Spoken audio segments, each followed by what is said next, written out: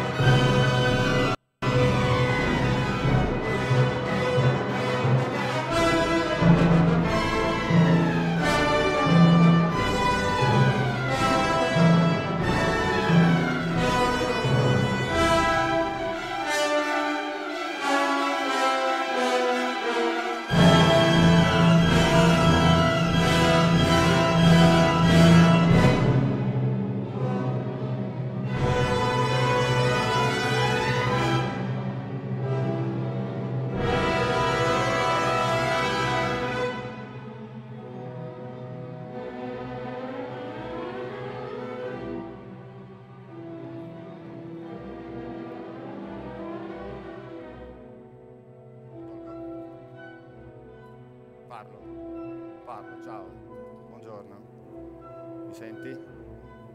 Ah, mi sentite? Ci sentiamo. Vado avanti, continuo, bla bla bla bla. Vado avanti, good morning, welcome.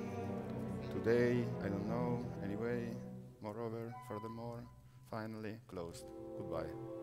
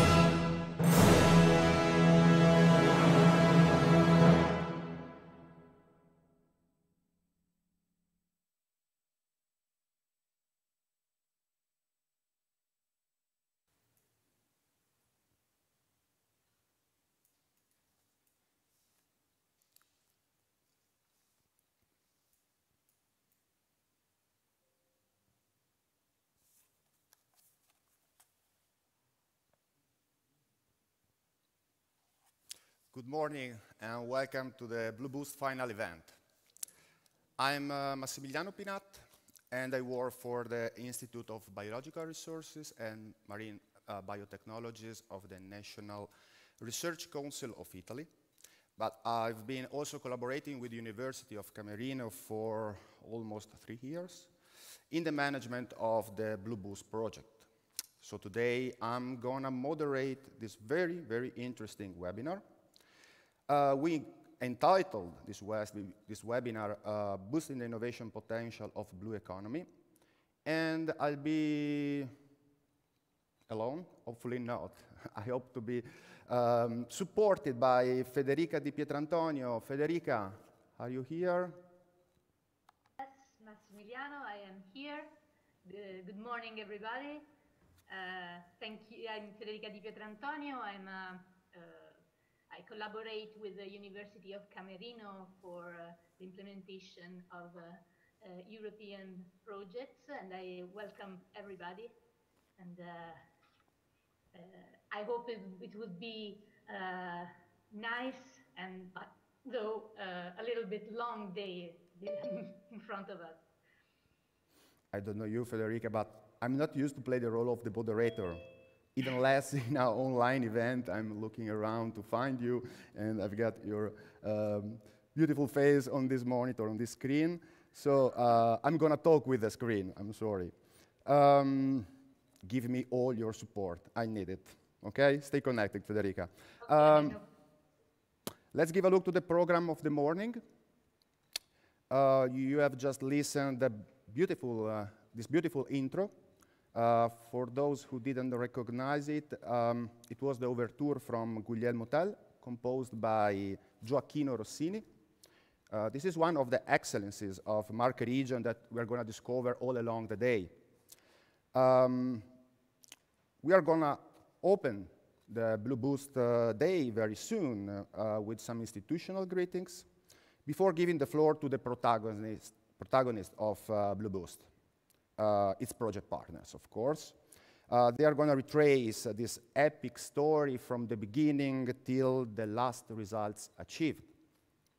Then, yes, all along the webinar, we'll have some funny and interesting breaks. We call them blue vitamins. They are very short videos deepening some aspects of the project, presenting some of its actors, or giving some insights about blue economy in general. And of course, giving time to moderators for a glass of water and a short break. Anyway, no spoilers. No spoilers allowed, so I go on with the following session. We will set sail on this imaginary cruise around the Adriatic and Ionian seas. Mrs. Eleni Eziani from the European Commission, DG Mare, and Mrs. Irene Tsuramani, coordinator of the Pillar 1 of the EUSEIR, will tell us if in the next future we are going to cross quiet seas or challenging waters. Then we'll give the floor to the beneficiaries of the Blue Boost Innovation Vouchers. Oops, I said no spoilers, and now you are probably wondering what are these innovation vouchers about. Bear with me as I take you through this journey. I can only tell you we'll see a lot of innovative products and solutions. Finally, we'll discover a little more of Marche, the beautiful region that is hosting me here in the Fermo Forum, and virtually also you. We will enjoy a digital storytelling about its blue economy. I said finally, but before having a break for lunch, Alfred Marcu from Rhapsodia Restaurant will give you an interesting recipe for taking some of this blue economy on your table. And that's enough for the morning. Federica, what do you think about this program? Time to start? Well, yes, I think so, definitely. So I think that we can start with the institutional greetings, as you announced.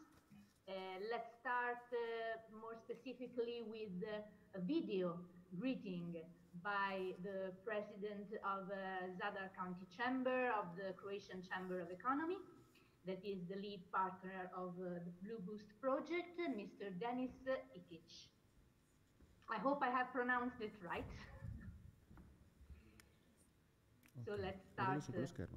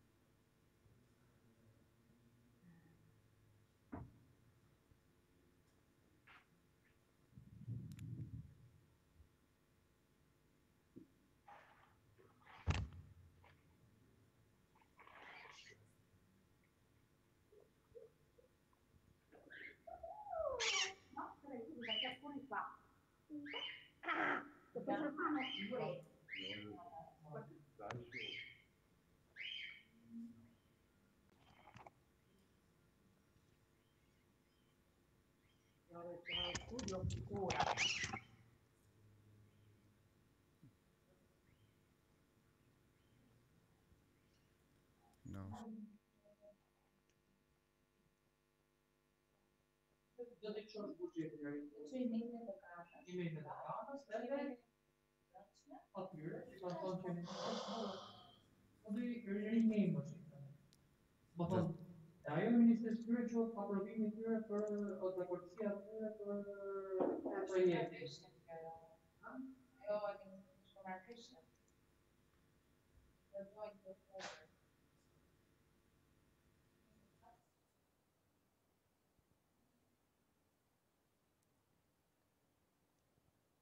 Federica, I don't know if you can hear me. They are arriving.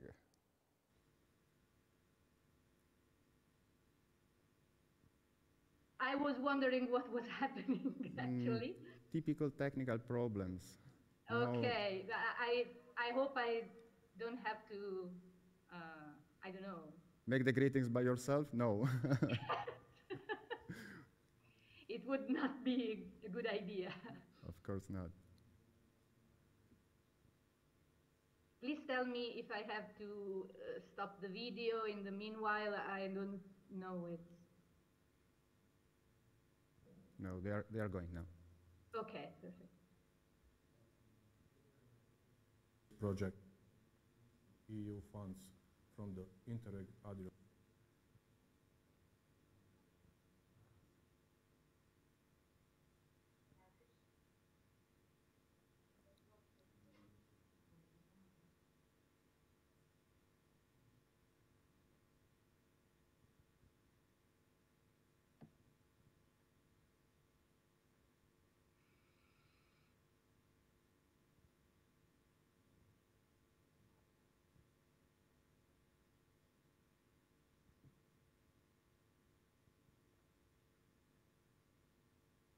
Good morning, dear participants of the final event of the Blue Boost project, dear partners, dear associate partners, dear representatives of the Adrian Program Joint Secretariat. Good morning and welcome to the final event of the Blue Boost project founded by EU funds from the Interreg Adrian Program. It's my pleasure to greet you all at the end of one very successful story in which the Croatian Chamber of Economy, Zadar County Chamber, played the role of the leading partner in the project. I believe that today's event will be interesting for you as we guide you through successful Blue Boost story and share the experience of the projects. Also, we have interesting panelists and inspiring stories of the innovative project founded by Blue Boost Voucher. I believe that innovative voucher scheme tested by Blue Boost can be the basis of your future projects of boosting small-scale innovation in various sectors. Also, knowledge provider and SME network created by Blue Boost can also be of use for all interested parties. I would like to thank the partners for their trust and excellent cooperation, the Joint Secretariat of Adrian Program for their support and advices, and to all those who recognize this project and participate in project activities, and there are very many of them. Finally, I wish you all a successful and interesting final event of the Blue Boost project. Thank you very much for your attention. Okay. The next greeting it was supposed to be from the rector of the University of Camerino, but if I'm not wrong, he will be substituted by the pro-rector, Dr. Leoni Graziano. Am I right?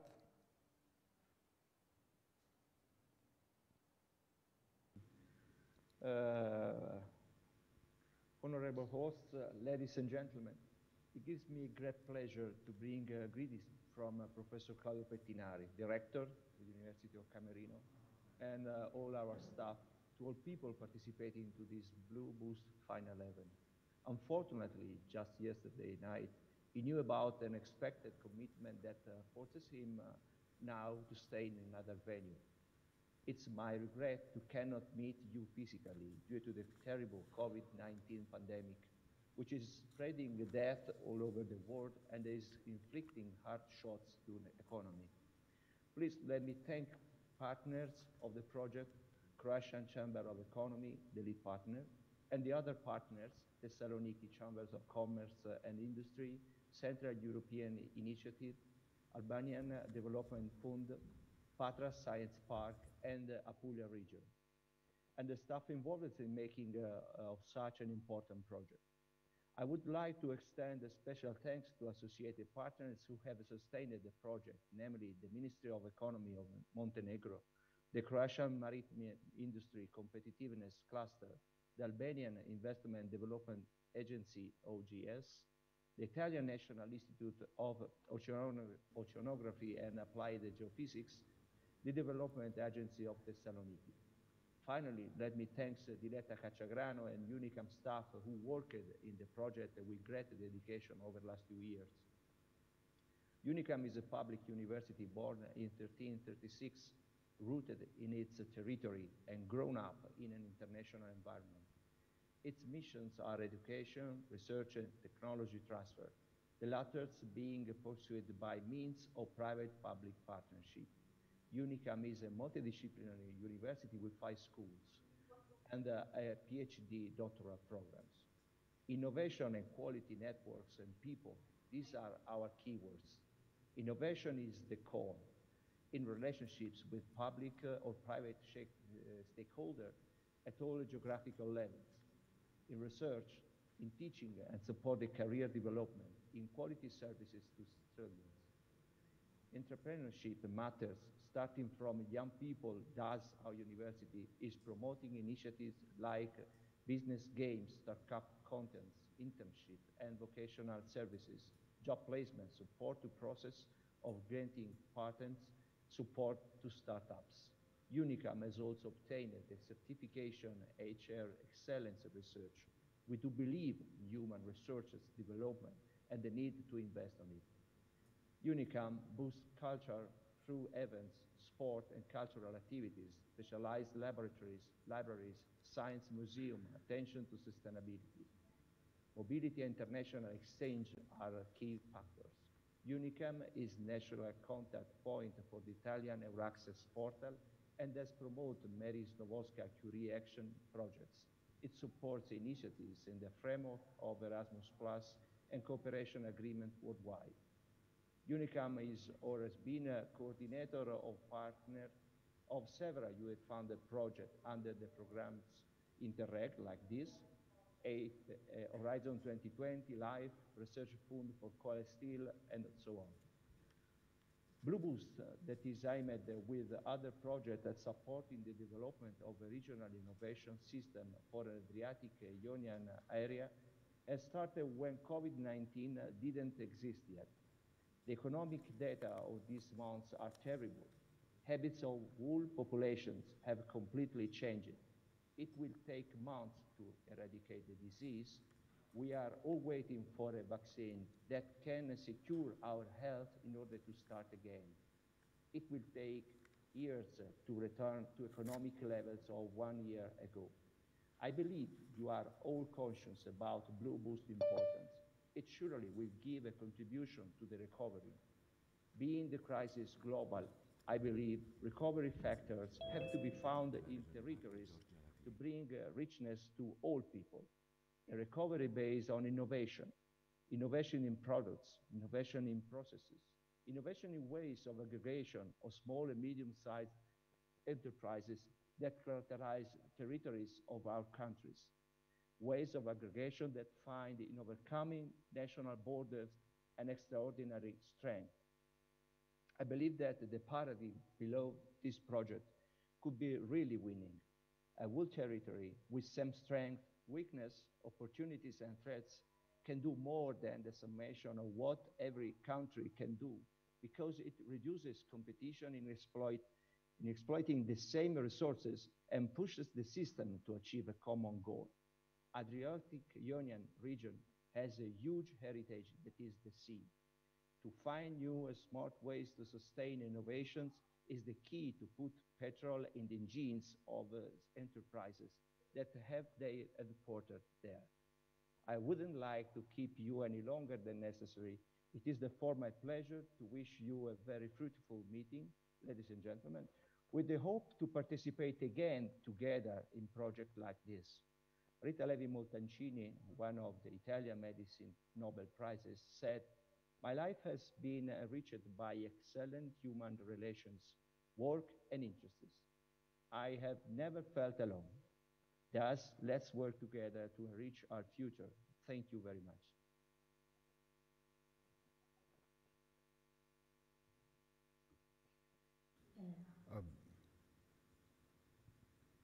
Thank you very much, Mr. Leoni, for this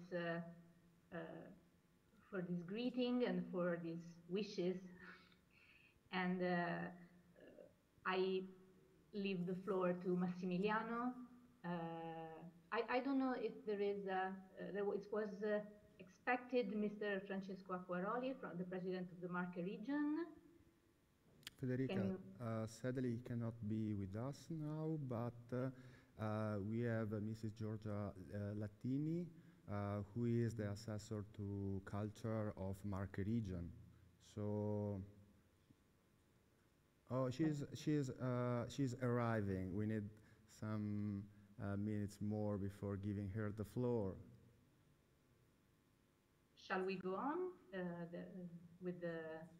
Okay, I think we can go on. We can go on with the program, and then we can go back to Mrs. Latini for her institutional greetings, okay? Okay, so let's go on to the Blue Boost project, and especially what we are discovering now is what are the challenges addressed by Blue Boost, and what are the main features of the project. Massimiliano can answer to these questions now.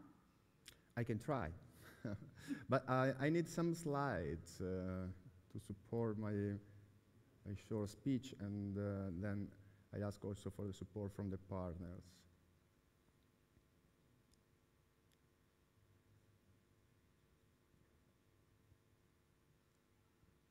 Anyway, I can try to answer your question in the meanwhile.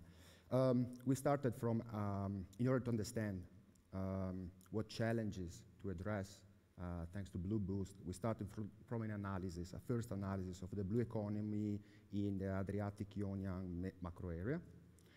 And we found that on one side, the blue micro, small, medium enterprises are characterized by small size. That leads to some effects. First of all, a low level of investments on research, development, and innovation, little capacity for autonomous innovation, and a lack of absorptive capacity for collaboration with research centers. Of course, this leads also to a low capacity to assess finance.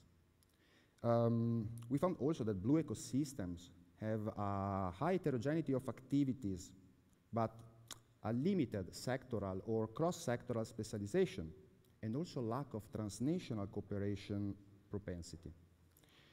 So, sorry. Okay, you got the slides with me.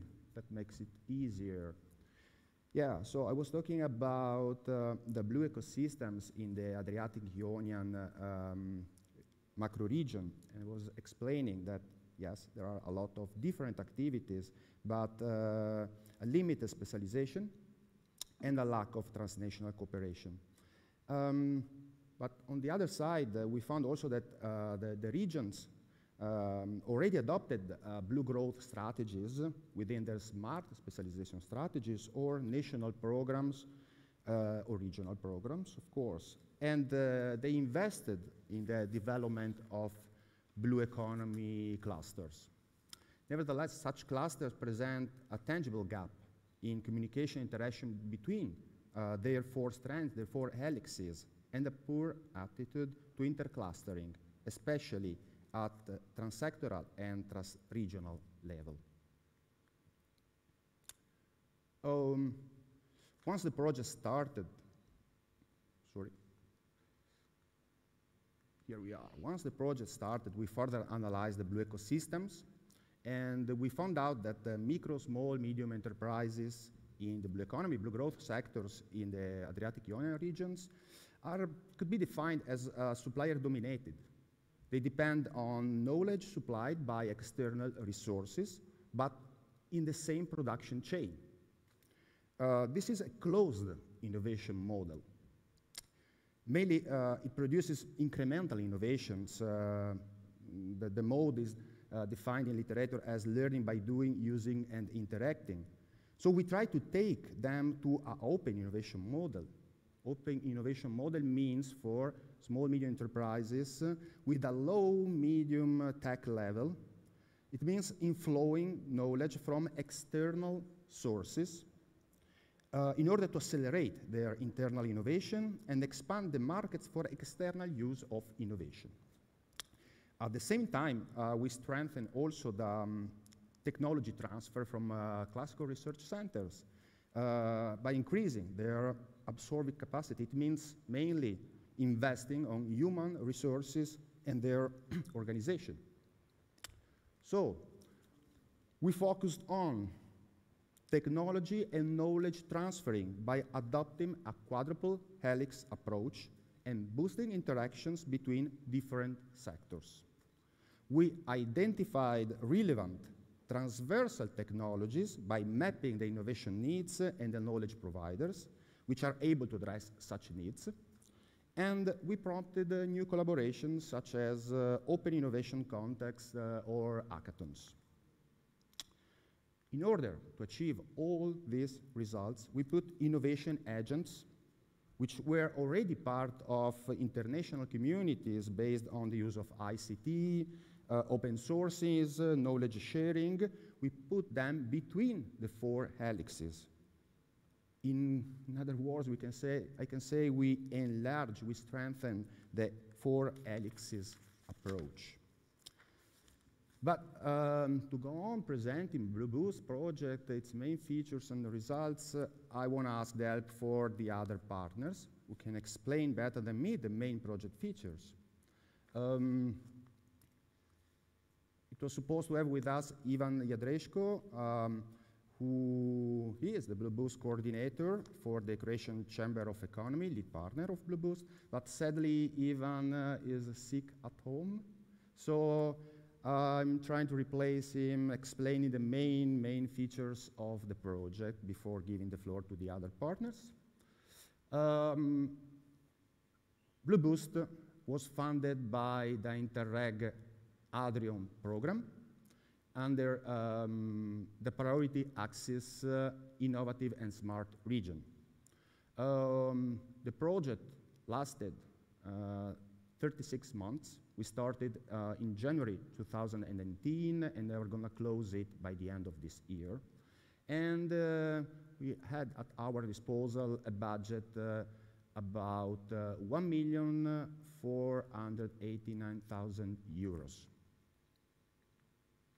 The main objective of the project, coming from the analysis of the challenges I've showed you before, is to unlock and boost the potential of knowledge technology transfer, transnational and cross-sectoral cooperation of key innovation actors of Adrian area in traditional and emerging blue growth sectors by reinforcing the relationships and interactions within and among their clusters, according to an open source knowledge sharing and community-based approach.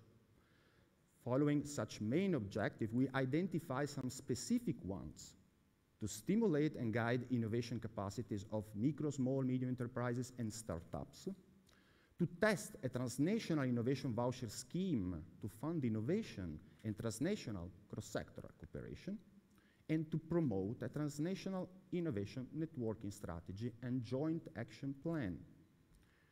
I've talked about the partners, but who are them? We involved 7 different partners with different skills, with different backgrounds, with different expertises from 4 countries: Croatia, Italy, Greece, and Albania.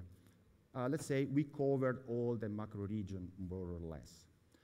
We had 2 chambers of commerce, the Chamber of Commerce of Croatia. In particular, the technical secretariat was the Chamber of Commerce of Zadar, then the Chamber of Commerce of Thessaloniki, 1 regional authority, Apulia region here in Italy, 1 national public authority, the Albanian Development Fund, 1 international organization, the Central Europe Initiative that works in Trieste, Friuli Venezia Giulia, then of course the University of Camerino representing the universities in this partnership, and the Patras Science Park as our scientific and technological park in this consortium. Why them? I told you, they have different backgrounds, different skills, they can support each other in different activities using their specific expertise, but they come also from regions that already decided to address blue growth through their research and innovation strategies, and they have already paved the ground for developing clusters. Sometimes we found clusters already established, already operating at national level, like in Italy, where we have the big cluster, or in Croatia, where we have the market cluster. We're gonna meet them today in the afternoon. Then we found a regional cluster on blue economy in Friuli Venezia Giulia, Mare FVG. They also will be represented during the day. And then some emerging clusters like the one in Marche, in Apulia region, in Western Greece and Central Macedonia, or like in Albania, let's say we found a very rich ecosystem, maritime ecosystem, that, why not, could be structured as a cluster. But now, as I said before, I need the partners' help, even because I need a glass of water. So I give the floor to Ili Teik, Blue Boost project manager from the Albanian Development Fund, who will explain what was the coaching path we developed within the project. One point before giving the floor to Ili. Till now, I've always talked about blue economy. You know, the blue economy is not a sector. It's the sum of a lot of different economical sectors dealing with sea resources. So we had to focus on some of them for testing our pilots during the project implementation. We did that through the analysis I presented before. In particular, we identified the key sectors for the different regions. We assessed the possible future collaborations, their trends and scenarios, and so we decided to implement our project, focus our project on coastal protection, shipbuilding and ship repair, sea shipping and transport, coastal and maritime Thank you. I can take a glass of water later. Don't worry. I'm going to give the floor. I'm going to stop talking in a minute. I was saying these are the sectors we decided to focus on: sea shipping, transport, coastal and maritime tourism, fisheries, and aquaculture. And then once we identified the key sectors to work on, as I said before, we launched a coaching program. As explained before, it is important to invest in human resources so they will be able to absorb innovation and solutions coming from research. So we identify the barriers to innovation success. We increase the ability to match innovation, identify possible development scenarios in their businesses. We increase the capacity of co-generate new business ideas and solutions with experts. Ili, can you explain something more about the coaching path? You have been our coordinator in this first work package. Yes, let me start the video as well. For those who don't know me, I'm Yuli Take, presenting Albanian Development Fund. Do you hear me? Do you hear me? Yeah, Ili, we Yes, can we hear you. hear you. Okay. We hear you. Sorry. Okay. Well, we're on charge of organizing this coaching path to the implementation of the project or of the following activities of the project. The coaching program was focused mainly on identification of the barriers to these innovations that were going to be implemented later, to increase the capacities of the small and medium enterprises to manage this innovation, and if possible, to identify the scenarios for implementing, improving their activities, inserting new ideas, new things in their businesses, and if possible, to increase the capacities to co-generate new business ideas. The activities itself was concepted let's say concepted to pass through three sub-activities, let's say. Organization of Blue Labs, scenario workshops, and scenario workshops, and Blue Hackathons. Blue Labs was the first step, just bringing together all SMEs, identifying and mapping their needs, and identify possible solutions. To go further with the ideas and to develop some scenarios to find some scenarios for implementing these innovations, were organized scenario workshops. The ideas identified in Blue Labs were made larger, and scenarios were made, let's say, a step forward. It helped as well to identify some of the voucher, or some indication for some vouchers that could be implemented. Let's say some vouchers, I mean, in the field of implementation. And the Blue Hackathons was the activity that was more concrete, and where some of the challenges identified were given a solution through bringing together knowledge providers, SMEs, and other innovation actors. All this was a purchase that lasted more or less 8 months, starting from September 2018, with organization of first Blue Labs, and I don't know, I'm not sure. Maybe Say was Central Europe Initiative was the first one who organized the Blue Labs, and ending with the organization of the last hackathon in June 2019.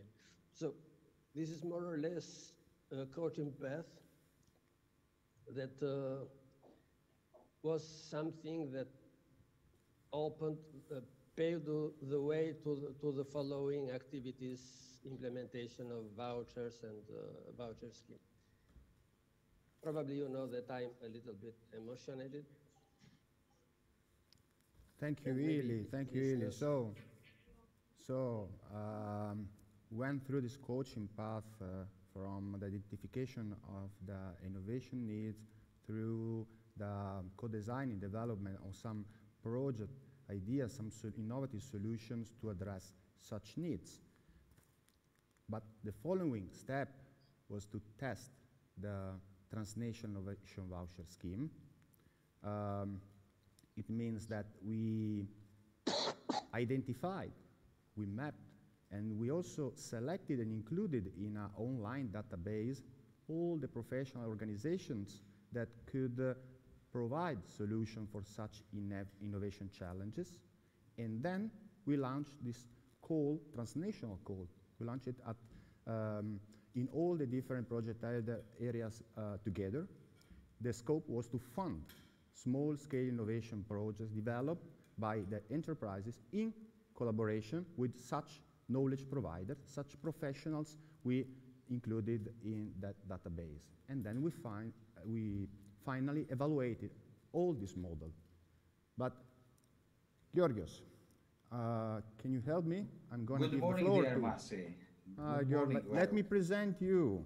We are honored to have Georgios Emanuelidis, Blue Boost project manager for the Thessaloniki Chamber of Commerce and Industry, and the coordinator of the core of this project, the work package T2, the testing of the innovation voucher scheme. Georgios, tell us something more, please.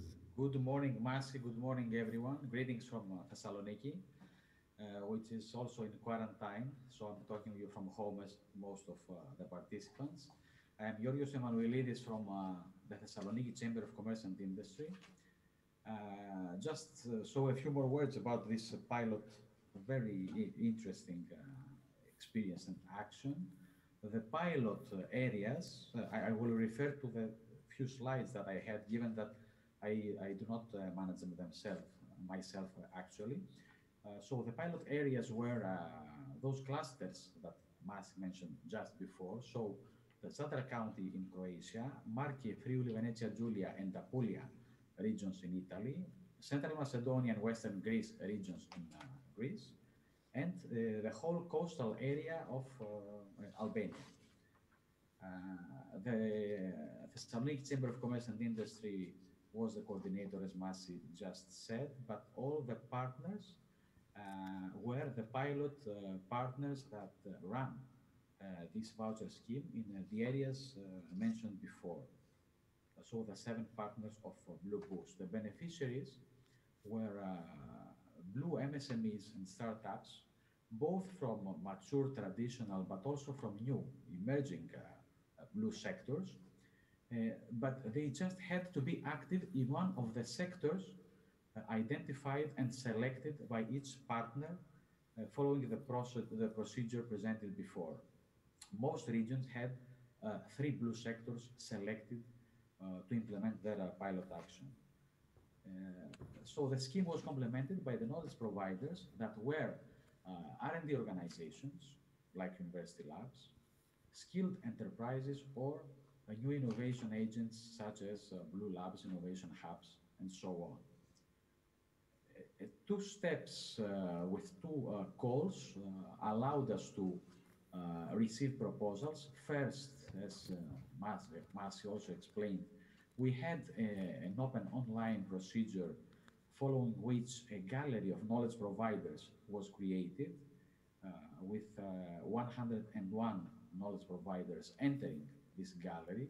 So at the second stage, the interested enterprises had to pick one of those knowledge providers from all over Adrian area in order to present to us a joint small-scale innovation project. And each area had a budget of 50,000 euros for innovation vouchers, estimating around 5 vouchers per region. Partners established local innovation committees with experts that helped, together with the project partners, businesses and knowledge providers in their effort. This effort resulted in 57 proposals being received, 56 of which were formally eligible. So, in my opinion, this shows that partners worked very well with interested enterprises and knowledge providers. After the reception of proposals, the local innovation committees evaluated following common transnational criteria, and the innovation vouchers were received by the best projects in each pilot area. Almost all of the regions had 5 projects granted. We only had 1 pilot area that granted 4 and 1 that granted 6. So in total, the Blue Boost reached the aim of 35 projects granted with innovation vouchers. Following the evaluation, a very fast procedure in the summer, in August 2019, followed, and we had the contracting within a month, which allowed then the enterprises and their knowledge providers to run for at least 6 months their innovation projects. Following that, the local innovation committees validated, we had absolutely no problems in the validation of all the innovation projects, and also following a quick procedure, the knowledge providers were reimbursed for their services by the pilot partners. Just a few words about the nature of these projects. First of all, if you can see the chart, more than half of the knowledge providers were skilled enterprises, 54%, as regards the knowledge providers. And then we had a significant percentage, 37% of R&D organizations. As regards sectors, we expected, of course, coastal and maritime tourism to be first, but it had 34% of innovative projects of Blue Boost. But we had a 54% in total for fisheries and agriculture, which, in my opinion, was a very interesting point and a success. To close this brief presentation, we consider that this innovation voucher scheme was a successful experience, given that MSMEs, as explained before, more or less small, very small enterprises of these blue sectors, and most of which had no experience in working in such projects before, managed to run R&D projects successfully, and then evaluated very positively this experience, and also estimated that the procedures of the voucher scheme were business-friendly and simple. And the last point of success, this action, and of course the other Blue Boost actions, had a significant networking impact, mostly in the interior of these blue clusters, but also transnational. Thank you, Georgios. Thank you very much. Thanks a lot. I can add another interesting output from this innovation voucher scheme. The Knowledge Providers Gallery has been developed through public procurements run by all the project partners at the same time through our online tool. And for those who work in public administration, it's very easy to understand what kind of treasure is that list of service providers, because it can be used also after the project closure. So yeah, I wanted to highlight also this aspect, as well as you said, the overall innovation voucher scheme that now is a model that we evaluated also thanks to the support, to the evaluation of some associated partners, that this way can be reproduced and transferred to other regions. So, As if you allow, this gallery is very interesting, very important. It is hosted in a web page, I should mention that, of Unicam, whose contribution was very significant at this point to provide this technical solution. thank you, Georgios. Thank you very much. So yeah, I was talking about networking and transferring of project results. So we can explain also what was the other work package we included in our work plan, in our project. It was about implementing, testing some networking activities between maritime subsectors in order to build a multi-level commitment involving the class, the ecosystems, and their stakeholders. It was a group of activities aimed at scaling up to a transnational level the cooperation among the 4 helixes, and also to set up a collaboration space where innovation, key actors, and stakeholders could contaminate other territories in the Adrian or in the Mediterranean area. So, let's give a look. The first of these networking activities was the organization of cross-field visits, where we took local stakeholders, local blue stakeholders from our regions, to visit their peers in the hosting regions. The idea was to stimulate, through this visit, to stimulate the networking, the cross-sectoral fertilization, the bench learning, and the best practices sharing. But we ran also a very, very interesting roadshow program at the regional, national, and international level. We are still organizing some roadshows in our regions, but we participated to some very important international events altogether for presenting the project results. Here in this slide you can see the Maker Faire, where we organized a booth with our innovation voucher beneficiaries to present their project, their innovative solutions and products. We organized a workshop at the European Week of Regions and Cities in Brussels. And we also participated to the European Maritime Day in Lisbon this last May. Beside these networking activities, we decided to work also on a strategy, a transnational networking strategy to further mobilize Adrian Blue Innovation stakeholders beyond the project closure. To this end, we have developed a website dedicated to the Blue Boost network for presenting our common strategy and invite new members to collaborate with us.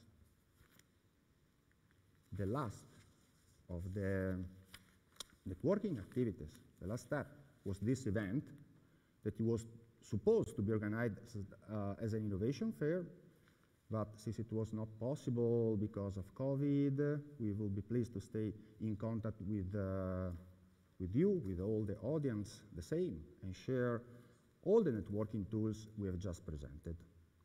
And just to end things, our participants, I would like to ask to our partners, to Mikhail Prevenius from Patra Science Park and to Carlo Gadaleta Caldarola from Arti Puglia, what have been the results achieved in your region thanks to Blue Boost?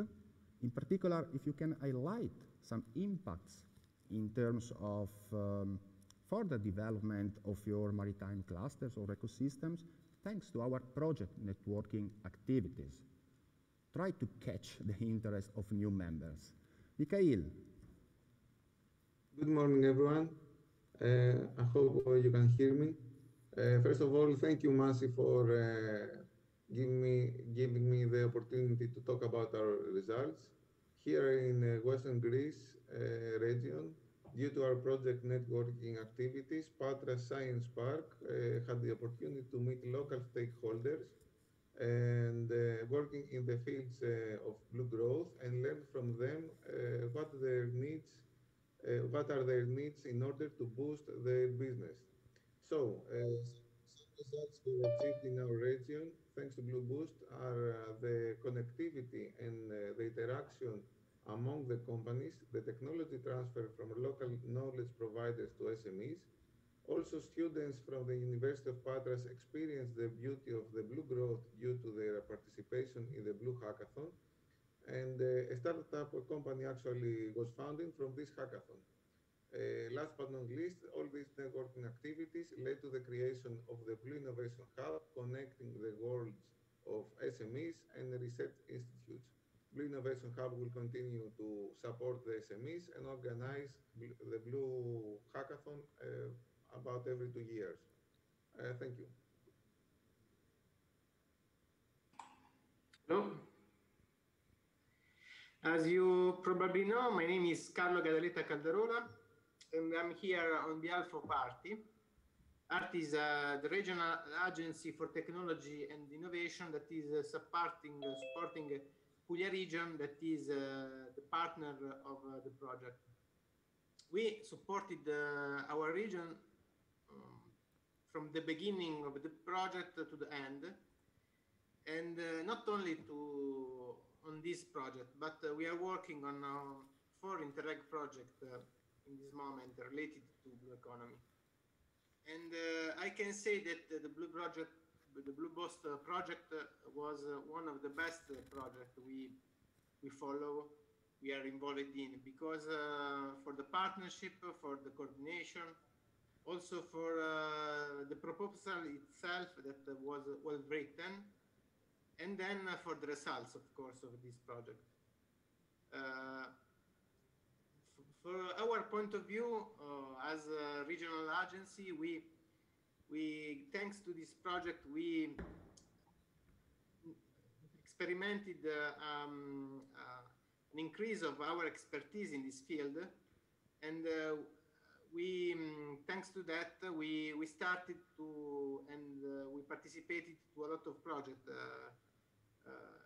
both at regional and international level. And for example, we organized also some webinar related to blue economy. The last was organized yesterday with a lot of participants. And we were involved in a lot of projects. The last one was in Novamare, that is a strategic project, Italy-Croatia program. And I hope that we will cooperate again with some of you, some of the partners of the project that was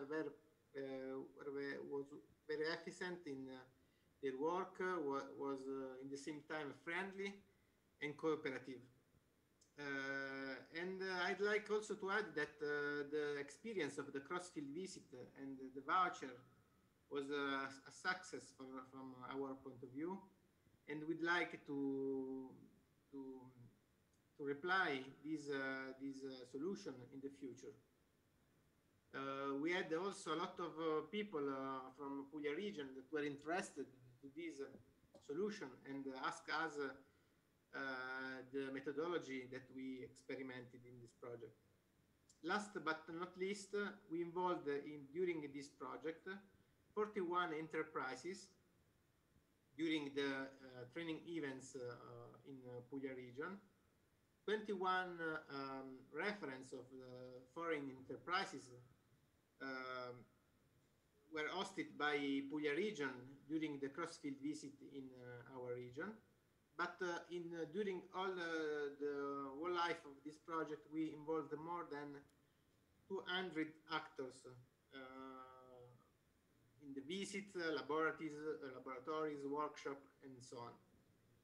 So thanks also to the solution of the voucher that was very interesting for our stakeholders. We had a lot of public for all the events, and so we are very happy to have joined to this project, and is a sincere consideration. We are very satisfied of the results of this project in our region. So thanks again to the lead partner and to Massi for his support during all the project. Thank you, Michele. Thank you, Carlo.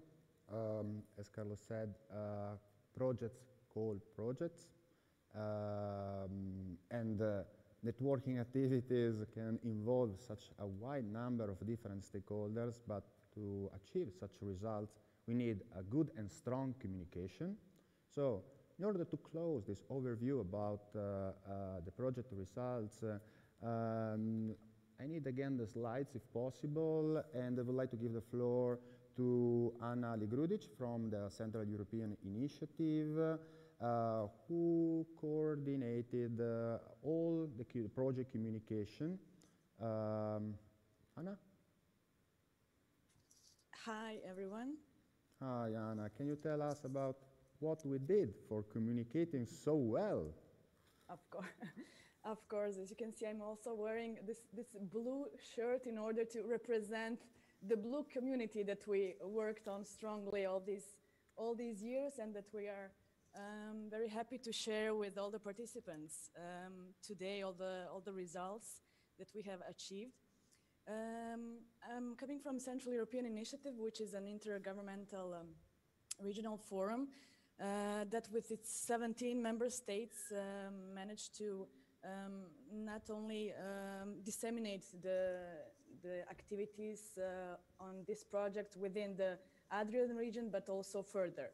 I will now just showcase you some of the key activities that we did during these last years of project implementation. So in the beginning, of course, there was established a strong communication plan that was well implemented among our partners. We had our website done, our social media presence, of course, performed. And in order to disseminate all the activities performed and all the events that we organized, we participated in, we had to well communicate them to the external public throughout the press and radio campaigns that were done in our partner states, throughout the press releases, also the newsletters that we shared with all the key stakeholders, and of course the info campaigns performed throughout the project's lifetime.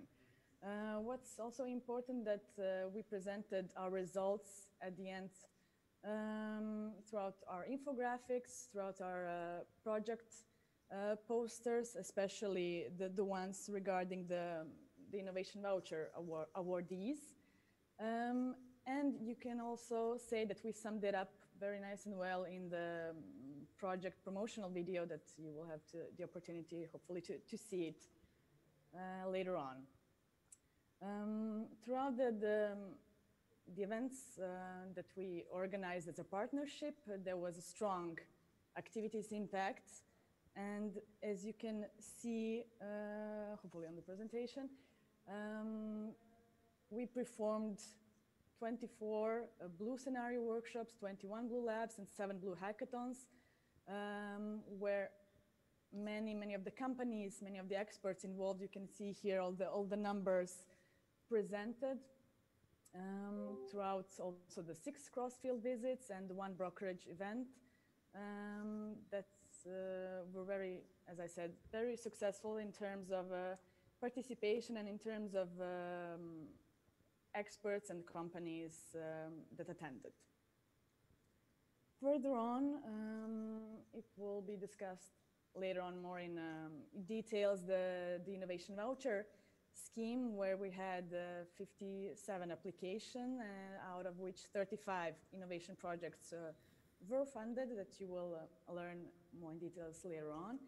And we're very proud that we reached around more than 1,000 of local stakeholders and more than 100 knowledge providers throughout this process.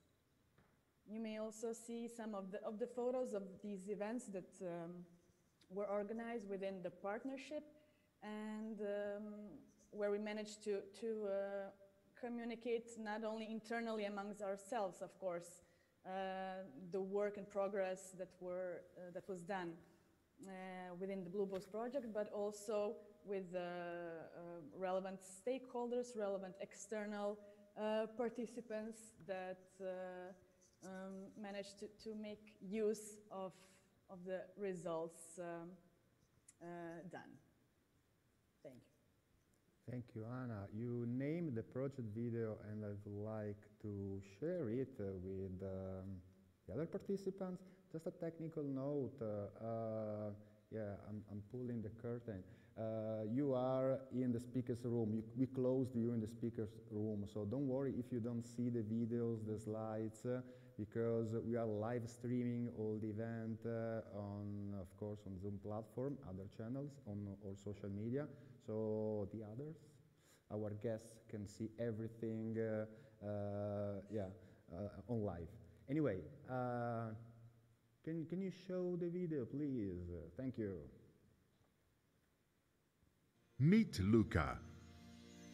Luca owns a small fishing business. He wants to improve his business with his innovative ideas, but with limited resources and funds, he is unable to invest in the right skills and tools. Luckily for him, the EU-funded Blue Boost project, Adrian program, is dedicated to boosting the innovation potential of blue economy entrepreneurs like Luca across the Adriatic Ionian region, in sectors like aquaculture, fisheries, coastal and maritime tourism, sustainable shipbuilding, maritime transport, and coastal protection. Luca joined the project, attended its training sessions, worked with its experts, got inspired by other innovative businesses in the Adriatic Ionian region, and developed a solid, innovative project for his company. Finally, he participated in the Blue Boost transnational call and won a Blue Boost innovation voucher to invest in his innovative ideas. He is very excited and can't wait to start implementing his ideas for innovating his business under qualified expert guidance. But that's not just the story of Luca. 35 entrepreneurs from the Adrian area benefited from the Blue Boost project. With 7 strategic partners, more than 500 local stakeholders involved, 17 local innovation experts engaged, and 103 knowledge providers approved to cooperate with small and medium enterprises, Blue Boost project has invested altogether 1.5 million euros and funded 35 small-scale innovation projects in 7 Adrian regions. Blue Boost Blue Labs, scenario workshops, hackathons, innovation vouchers, and long-term capitalization programs are turning a dream for innovation into reality for blue sector companies in the Adriatic Ionian region.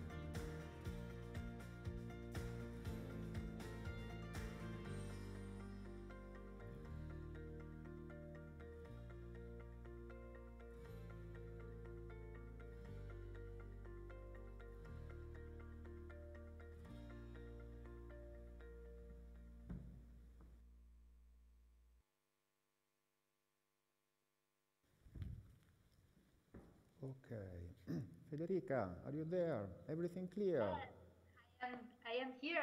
I have followed with well, a lot of interest this presentation because it was very comprehensive. It clarified all the aspects of the project.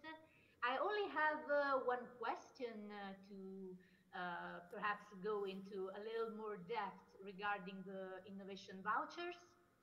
I was wondering exactly, because Georgios talked about the evaluation of the innovation projects through a set of common criteria, and I was wondering what exactly are these criteria? Perhaps just if someone can provide just a little overview of the main criteria that were used to evaluate the projects. Yeah, Of Georgios, course, can you answer Eric, I could Federica? reply. I don't know, Massive. Yes, please, please. Who better than you? I can reply. So the main criteria categories were excellence, where it had a percentage of 40%, impact 30%, and capability also of 30%. In each one of these categories, there were specific sub-criteria that received a number of points so that the evaluation of each proposal would be as detailed as possible and thus as fair as possible, if I may say. But I could enter in more detail as regards some examples of these sub-criteria within each category, if this could be useful. Well, I think that, for example, if you could just make an example, it would be useful to understand the mechanism. Of course. So, for example, in the excellence category, we should evaluate the clarity of the objectives and pertinence with the aims of Blue Boost, the technical and scientific quality, the innovation potential of the proposal, the effectiveness of the proposed budget, and if there was an international collaboration, for example.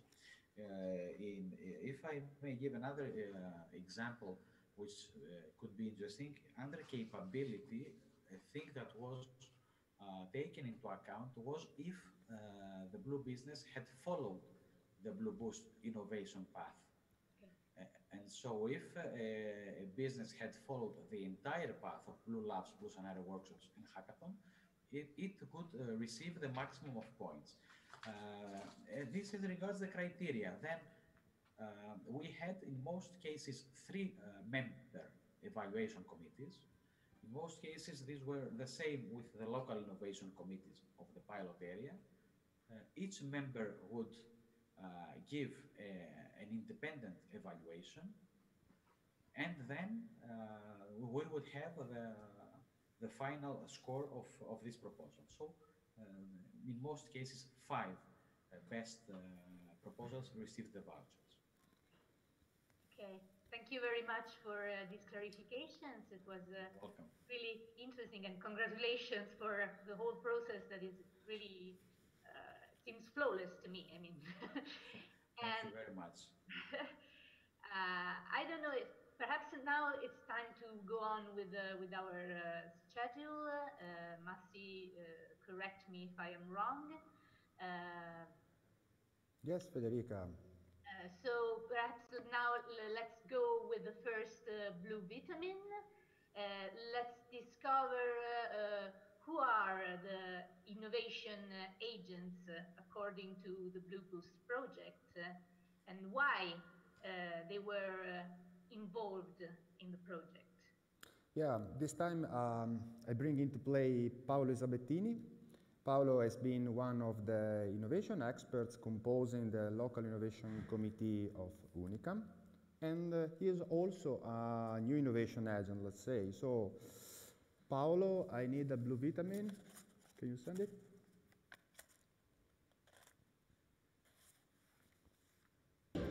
For the few who still don't know what a new innovation agent is, I'm here to explain it to you. I know that no one of you understood what a new innovation agent is, but don't worry, I'm here to explain it to you. Shh. About 20 years ago, the innovation poles were of 3 categories: universities, enterprises, and research centers. And it was very difficult to enter these systems for a person full of good ideas, like me, but with little experience. But then something changed.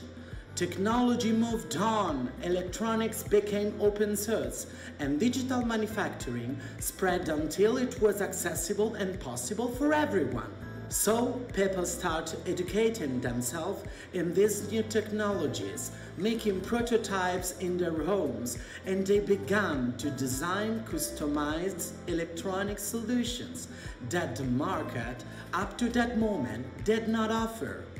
This movement is called Maker Movement, and the philosophy on which it is based is the sharing of information, know-how and files to make the world a more connected and more skilled place.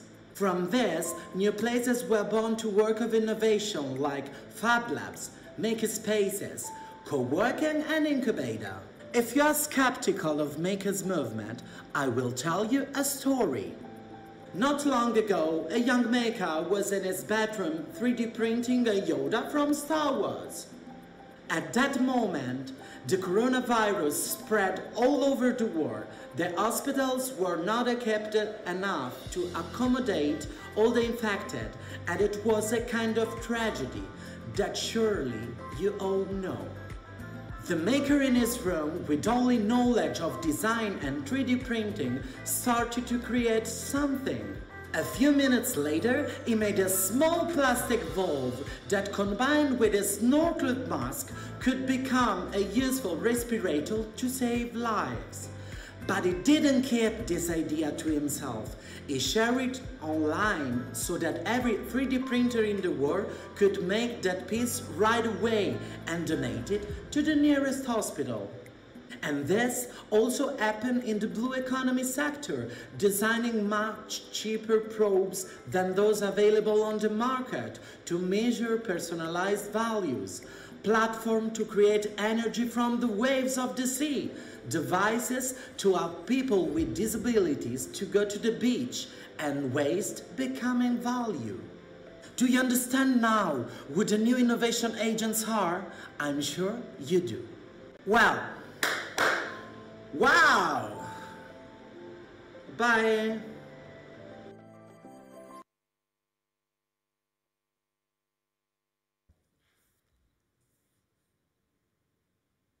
Thank you for this video. It was really interesting and illuminating in a way. Yeah, Federica, and I remind you and all the participants that all the videos like this event will be available on our website and social media, so you can enjoy them again. Now, it's time to look forward and beyond our project area, but not that far. We keep staying in the Adriatic Ionian macro region, and of course, we keep talking about blue economy. I would like to introduce you Mrs. Eleni Eziani from the European Commission, DG Mare, Sea Basin Strategies, Maritime Regional Cooperation and Maritime Security. Hi Eleni, how are you? Good morning to everybody from Brussels, and thank you very much for inviting DG Mare to this very interesting final event today of Blue Boost Adrium project. Let me share my screen so you can be able to see my slides. I think the organizers, the host, needs to make me presenter. Yeah, do you need some help? I'm trying to share my screen, but the host, I think, needs to make this procedure operational. To give you the authorization. So Eleni, just give them time. If I'm not wrong, you are going to tell us what is the role of innovative projects in Blue Growth, what role they can play in terms of regional cooperation, and also how they cross the smart specialization strategy of its regions, right?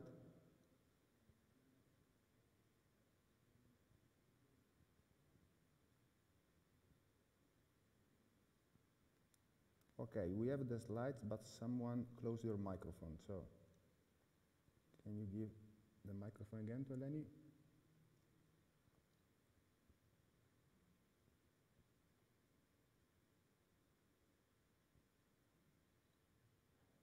Ah, it's open. Eleni?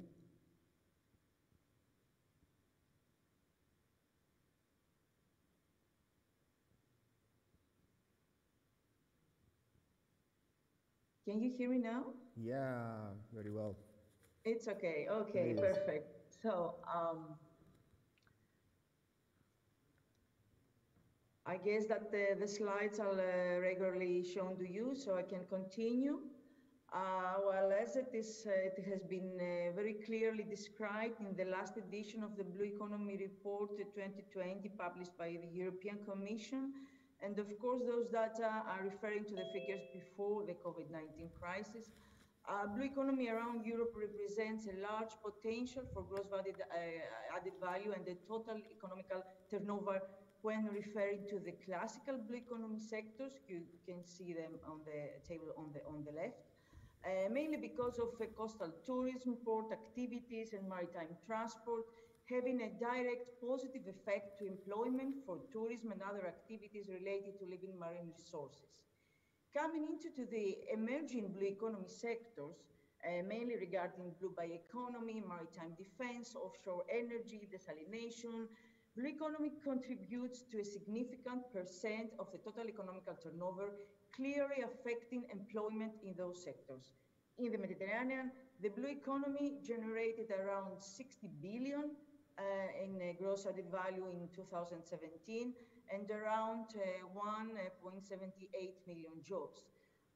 The key sector is clearly coastal tourism, followed by maritime transport, living resources, and port activities. And with small variation, this general structure is also observed across the different sub-basins. And in these slides, you can see a few numbers in respect to the Western Mediterranean, Adriatic, Ionian Sea, and compared to the total basin. At December 2019, President von der Leyen put the European Green Deal at the center of her priorities. The European Green Deal, as we know, calls for a transformation to all economic sectors, and of course, the blue economy sectors can make no exception to that. On the other side, oceans and seas are main enablers for this transition, providing sustainable food, clean energy, and solutions for carbon capture. Blue economy can contribute to many goals of the European Green Deal. For example, marine energy from winds, tides, waves can contribute to clean energy. New technologies offer solutions to reduce marine pollution and carbon emission in the maritime sector. The European Commission is preparing now the new guidelines for sustainable aquaculture. New biotechnologies offer new solutions for medicine, cosmetics, etc. And new technologies for fishing, both recycling, reuse of fishing materials like nets and aquaculture waste can contribute to blue circular economy. Last October, the European Commission published a new roadmap which identifies new ways to make Europe's blue economy more sustainable in line with the European Green Deal and in order to aid the economic recovery and tackle climate change by promoting sustainable products and services like the marine and renewable energy that preserve the marine environment and maintain the ocean health. To meet the European Green Deal objectives at sea, the initiative of this roadmap sets a vision for a transformation of the blue economy under the European Green Deal's axis of decarbonization, zero pollution, circularity, and of course biodiversity. Complementing other framework initiatives recently adopted or planned by the Commission, this roadmap identifies a concrete, desirable transformation in the different sectors of the blue economy that could give public and private initiatives towards a more sustainable direction. For example, building on the Marine Strategy Framework Directive and on the Maritime Spatial Planning Directive, this initiative ensures that environmental considerations are embedded in the planning of the blue economy activities and that impacts from some activities are prevented or minimized. This roadmap is still open for consultation until 7th of December, so you are welcome to contribute to this procedure to be finalized.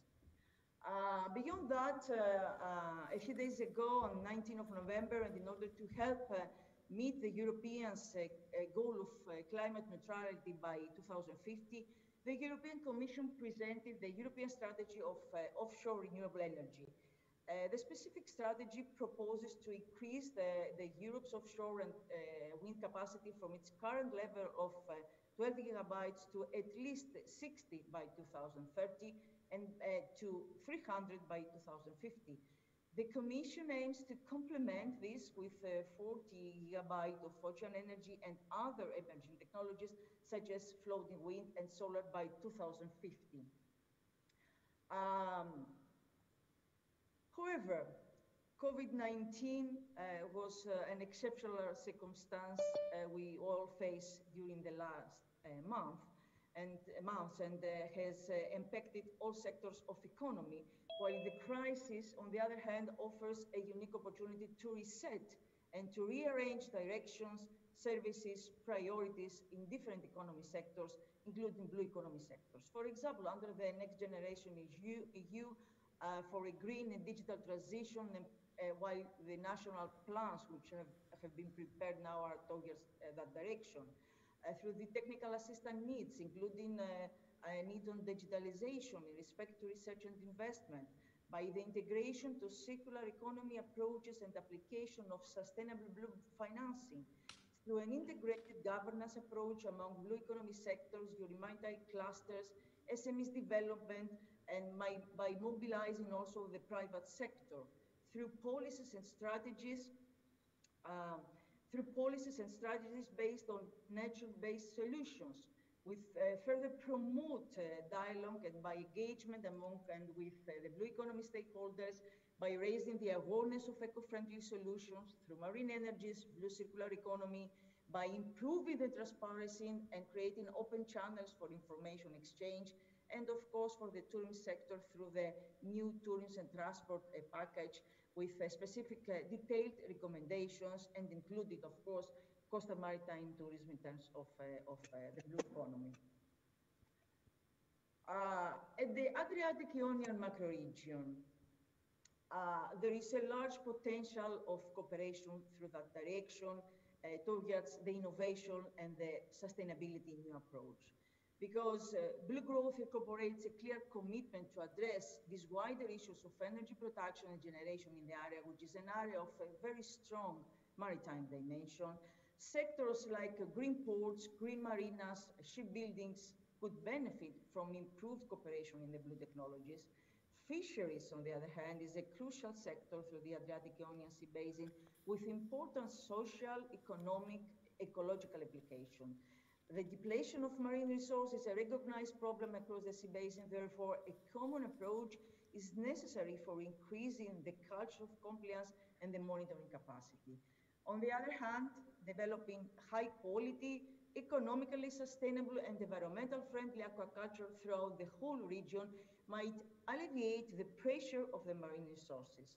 While the plastic marine litter, which may be produced by various blue economy activities and which affect virtually all of them in a negative way, may be tackled through common activities, because it is a common problem, and specifically the blue circular economy can contribute towards that direction. All those, of course, are aligned to the European strategy for Adriatic-Ionian macroregion, and especially to the 4 pillars of the Adriatic-Ionian macroregion, while under those pillars and focusing on the pillar 1, which is related to the blue growth, specific flagships priorities, and we will have the opportunity to hear more details on that in the next presentation of Mrs. Giuramani, who is the Pillar 1 coordinator. So all of those are in alignment to this specific macro-regional strategy of the specific area.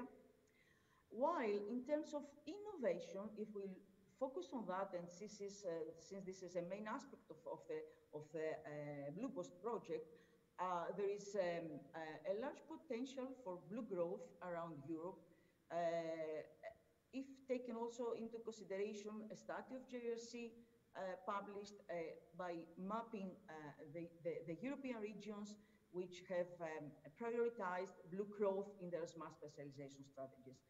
Of course, there are many steps to go forward in terms of how we can further elaborate on that and how we can further develop the smart specialization strategies, focusing on different aspects and different sectors of blue growth.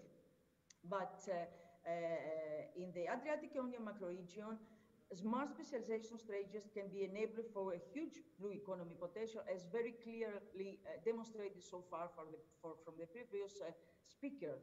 There is a medium and also long-term planning for research and development investment prioritization regarding the entrepreneurial discovery process, the stakeholders engagement through the quadruple helix, The multi-governance also would be a very key factor for the blue economy different sectors, also by looking to circular economy approach through new innovative business models, responding also to other existing challenges or new challenges like the COVID for the blue economy sectors.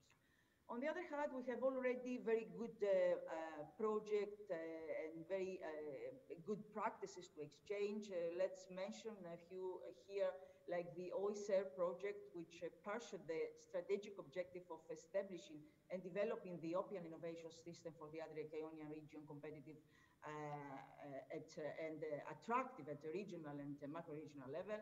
Of course, the Blue Boost project for what we are discussing today. And also, we will have later many details also and many other presentations to share with participants in order to highlight this very interesting project.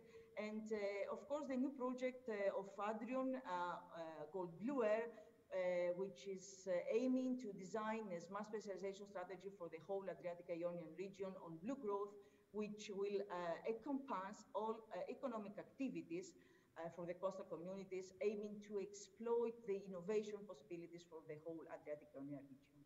So thank you very much for your time and again for inviting the Jumare to your final event, and I am at your disposal for any questions you may need me to answer. Thank you very much.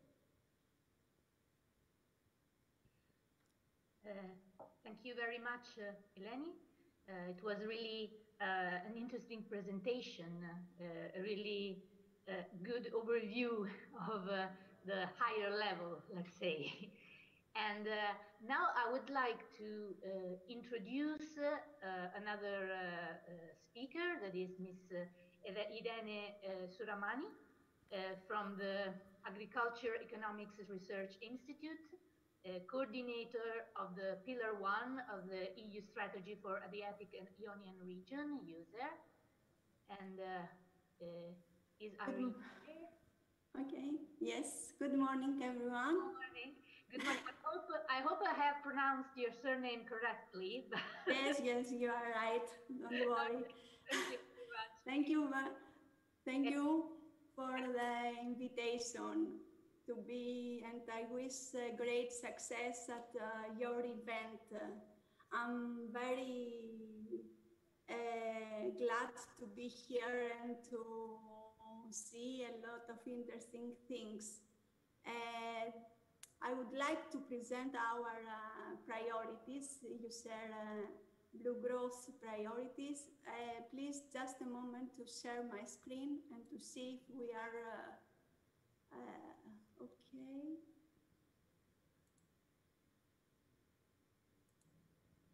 Is it okay? No, I can see. What? I can see your screen. It's. And can you see? I just can see your face, but not your screen. Why? I don't know. Wait a second, I ask some support. Yes, perhaps she needs some authorization. Oh, okay. Now we can. It's coming. Okay now? Yes. Okay. Now it's better? Yes. Okay. Thank you very much. So the EU strategy for the Adriatic-Ionian region in April of this year has adopted the new action plan. So it is a nice opportunity to present our priorities for blue growth. Through a bottom-up consultation process, the EU strategy designed the new framework. Blue growth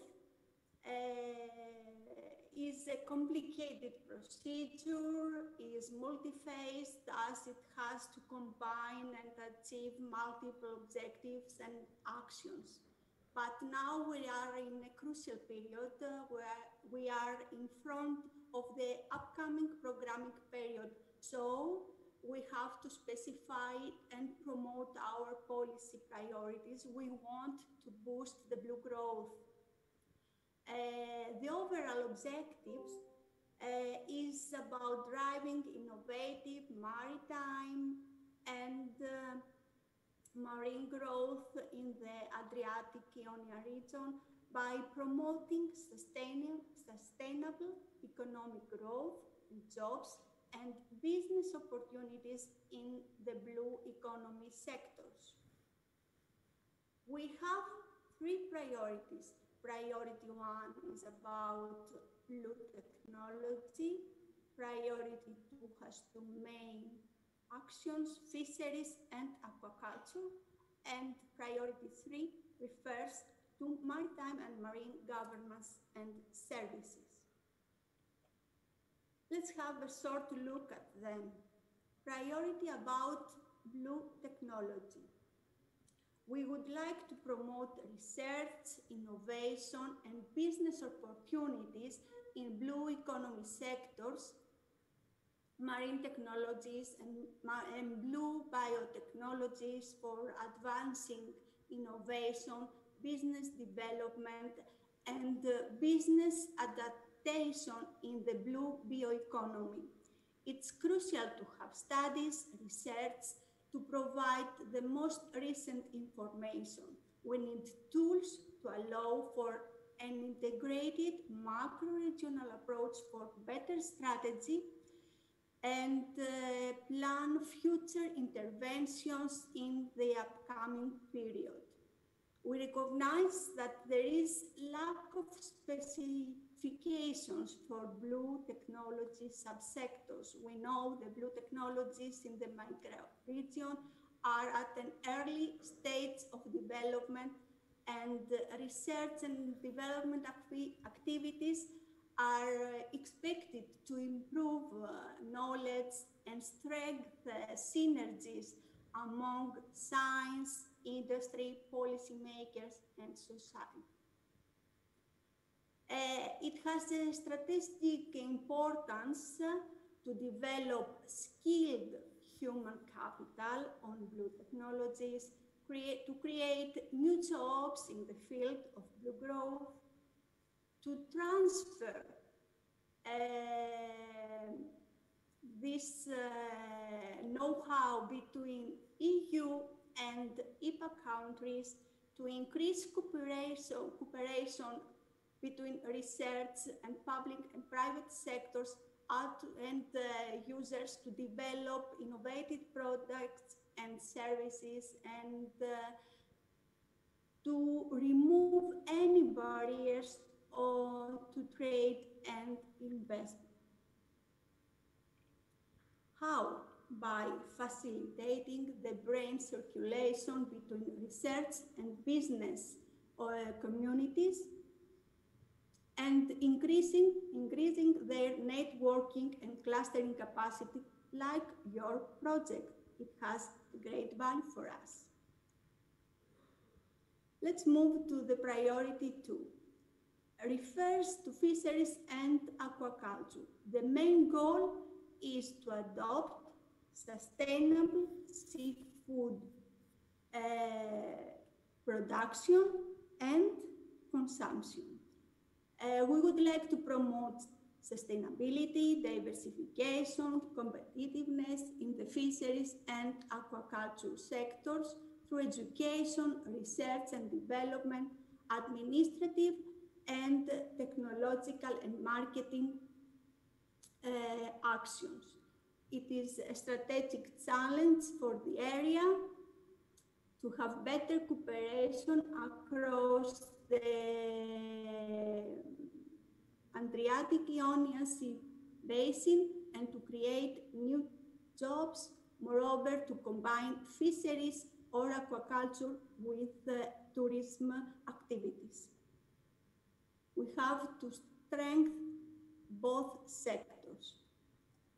And finally, priority three has the goal to improve sea basin governance.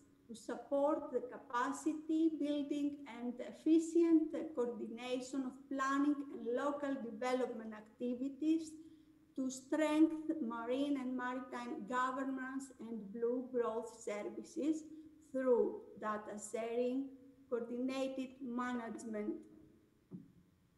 and enhancing capacity building because it is of strategic importance for the macro region area. We want to make better use of the available skills and enable the growth of sustainable blue economy and foster prosperous coastal communities. Thank you very much, and I wish you a great success at your event. Thank you. Thank you very much, Irene. It was really very interesting to discover something more about the Blue Growth Pillar, and now I leave the floor to Massimiliano for the next part of our event. Thank you again, Irene. Goodbye. Thank you. Thank you. Bye. Thank you, Federica, and thank you, Mrs. Suramani. She stressed the importance of technology in the blue economy. So we've talked about Fab Labs, maker spaces, tech shops, innovation hubs, these new innovation agents that Paolo Isabettini presented before.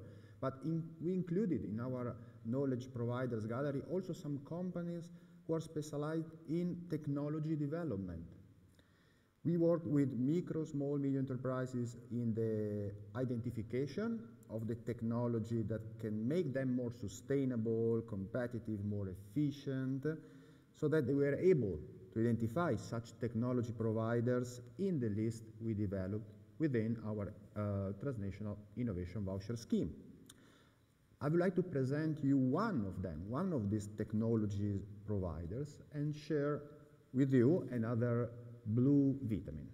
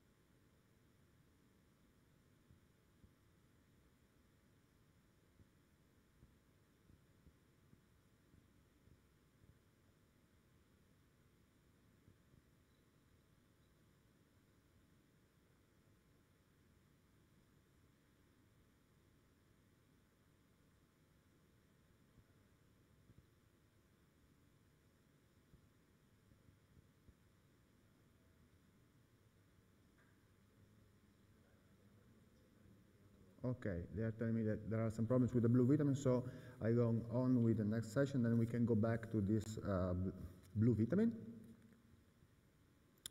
Federica. Okay. Just to go on, we are just really entering into the very core of the event.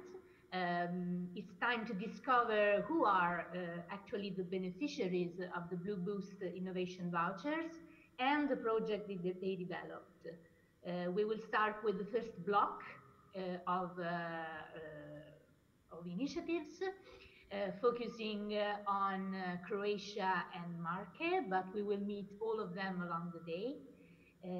Now I leave the floor to you, I think, to present the innovation vouchers in Croatia. I'm not sure about that. Maybe I understand that Ivan Jadresko is not available, or... Yes, I can see Ivan in the room. Ivan, are you with us? Yeah. Hello, can you hear me? Oh, hello. Thank you. Ciao, Ivan. How are Sorry, you? I had misunderstood, so I leave the floor to you as a Blue Boost coordinator. from the Brazilian Chamber of Economy. Thank you, thank you. I apologize. I can join you only for a short time. I will shortly give you some facts about our 5 voucher beneficiaries. We awarded 5 innovation vouchers worth of 10,000 euro each for our 5 companies and in Zadar County. 4 of our 5 companies are small micro companies and crafts, while one company named Kalituna is a larger company. It's a medium company dealing with tuna breeding. And we are especially satisfied that one renowned and established company like Kalituna were interested in our innovation voucher scheme. 2 SMEs operated in a sector of aquaculture that is not strange, as over 60% of marine aquaculture in Croatia is happening in our Zadar County, while 3 other SMEs operated in touristic sector. So we eagerly await the further development of the project of Kraft Škrapa and its knowledge provider, University of Zadar. They were testing something very important for the shellfish farmers, and we believe in positive outcomes. The other projects, 3 projects in tourism, although they are not so-called the scientific ones, we are very pleased with them, and the results will be seen in the areas that are important for Zadar County, areas like Park of Nature and of Vrana Lake and area of City Nil. Also, they are dealing with protection of environment of anchorages, which are very important for Zadar County and Croatia tourism.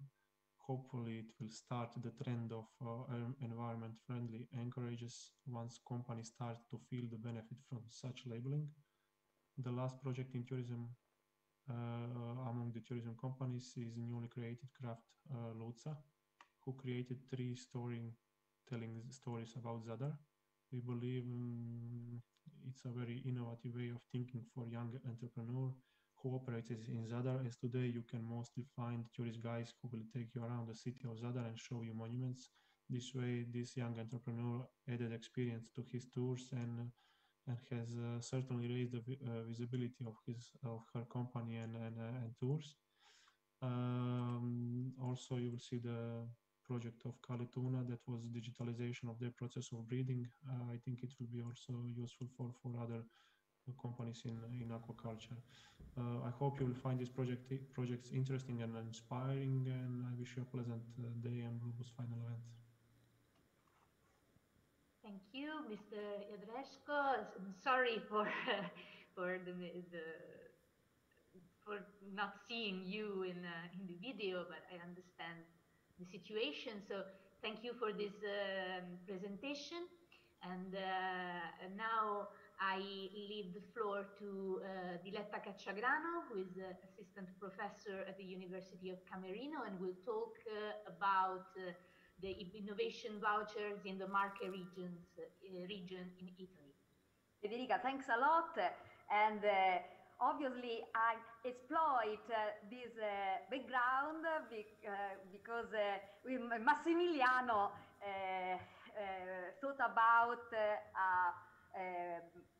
background dedicated to this beautiful project. So, in this context, I'm a computer scientist, so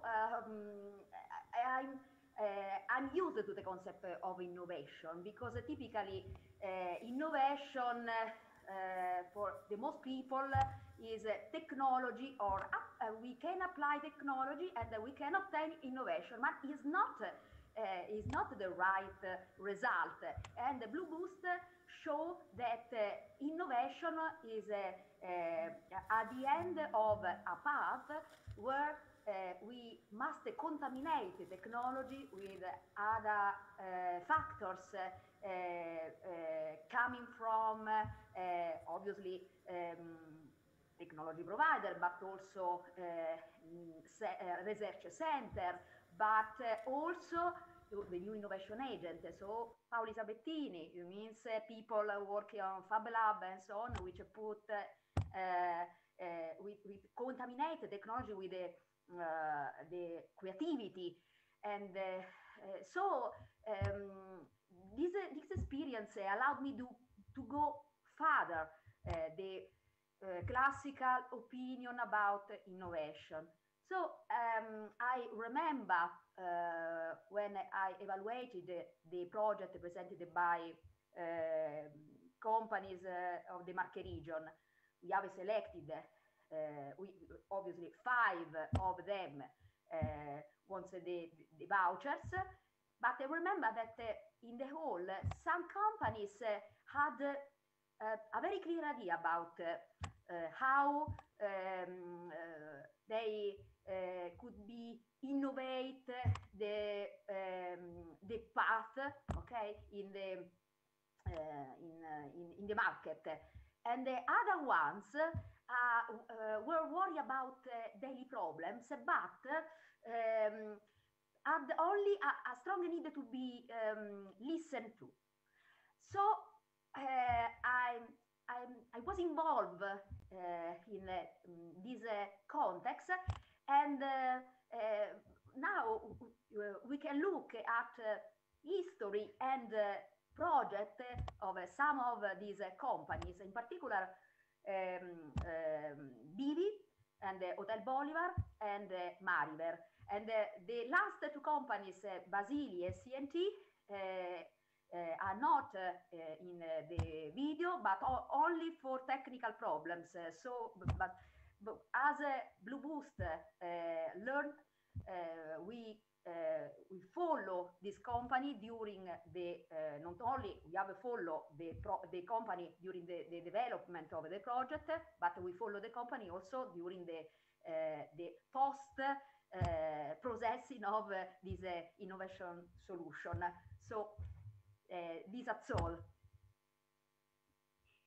Thank you very much, Diletta. It was a pleasure to hear about this approach to innovation that is not only technological, but is also, a new logic applied to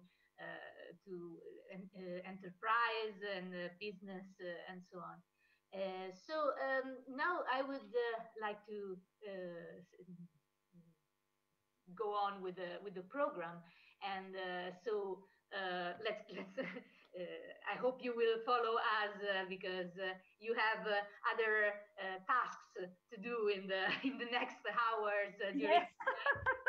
We will meet later, and so now I will leave the floor to Massimiliano, because we are discovering the Marche region with a digital storytelling initiative.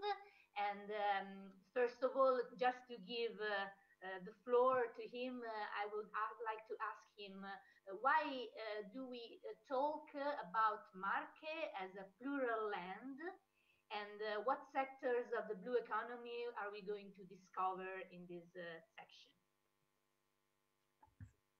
Bye. Should give a look to the videos that Ivan and Diletta introduced before. Okay. Oh, yes.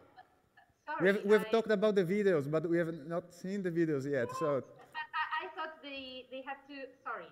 No, don't worry. Time for videos. Time for videos.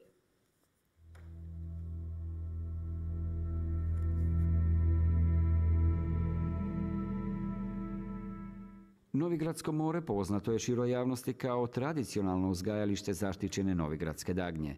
Područje Natura 2000 registrirana je zona za proizvodnju školjke, gdje akvakultura ima visoki prioritet u razvojnim strategijama Zadarske županije.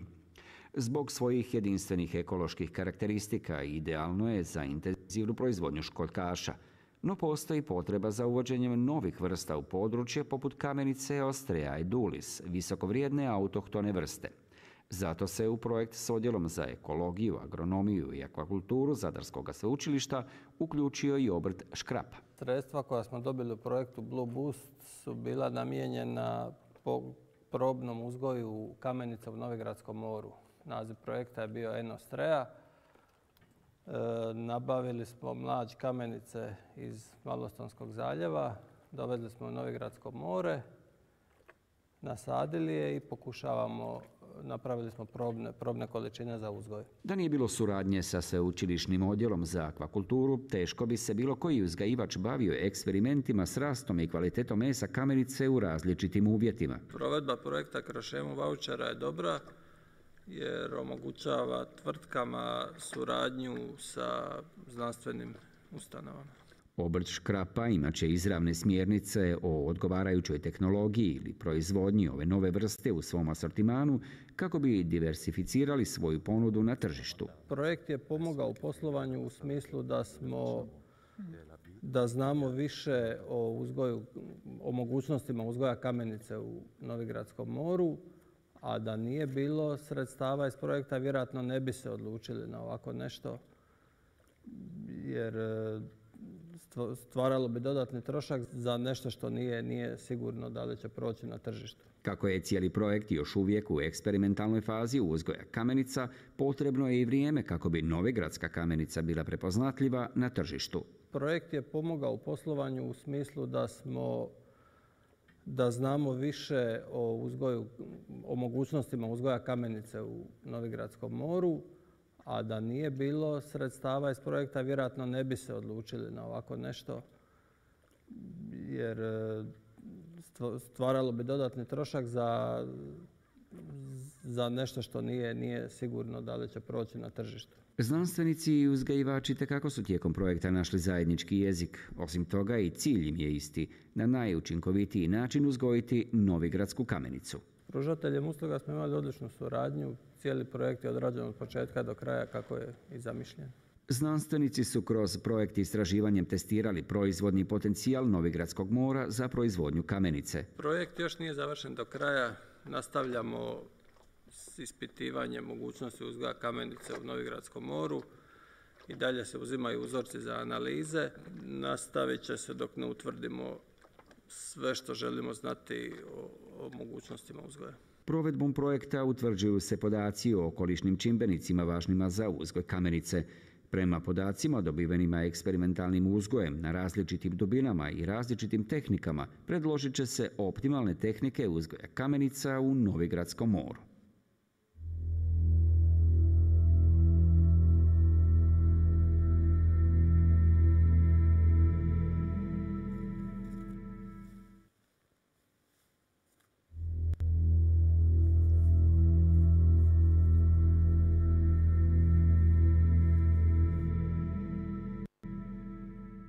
Tvrtka More Mandić d.o. iz Turnja sredstva je dobila za projekt Eco Wildlife Experience koji se bavi osmišljavanjem dnevnih izleta. Ture su usmjerene na održivi turistički proizvod namijenjen zaštiti prirode i edukaciji turista i školskih grupa. U tome nisu početnici, iskustva i tekako imaju. Zadnjih 15 godina u sklopu našeg turističkog projekta Dalmatia radimo na promociji i valorizaciji kulturne i prirodne baštine Republike Hrvatske. Projektom se dodaje novi turistički proizvod postojećim prilagođenim turama agencije Dalmatia.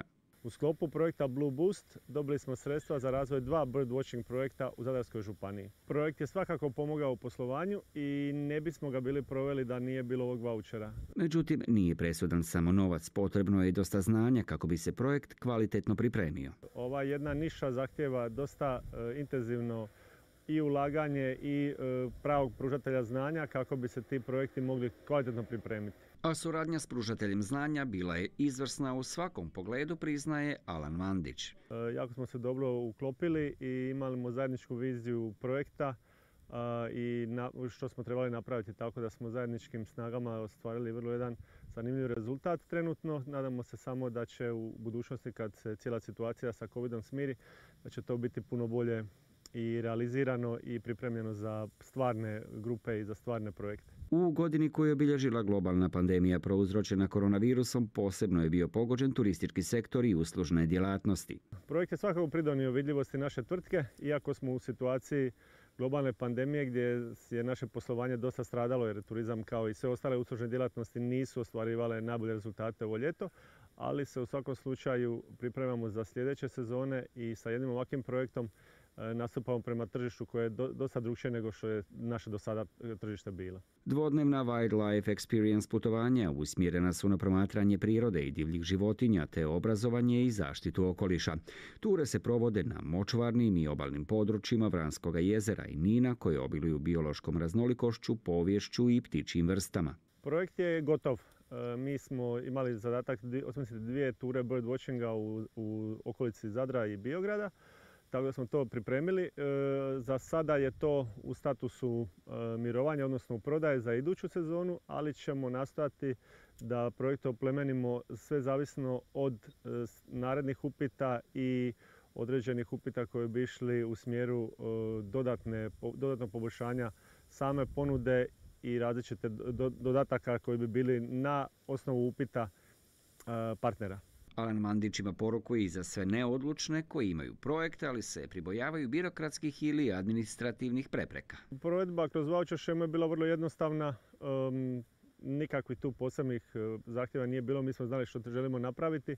Upute su bile jasne, tako da je bilo stvarno jako jednostavno i vrlo prihvatljivo. Svakako bi preporučio ovakvu šemu zato što nas gura naprijed, omogućava valorizaciju i naše baštine i prirodne resursa, tako da svakako bi preporučio svakom da se uključi u ovakve projekte. A u tvrtki More Mandić kako znaju da ih je nova ponuda u području eko divlji životinjski svijet pozicionirala na novom tržištu sa sve većom potražnjom turista za iskustvenim i održivim turizmom.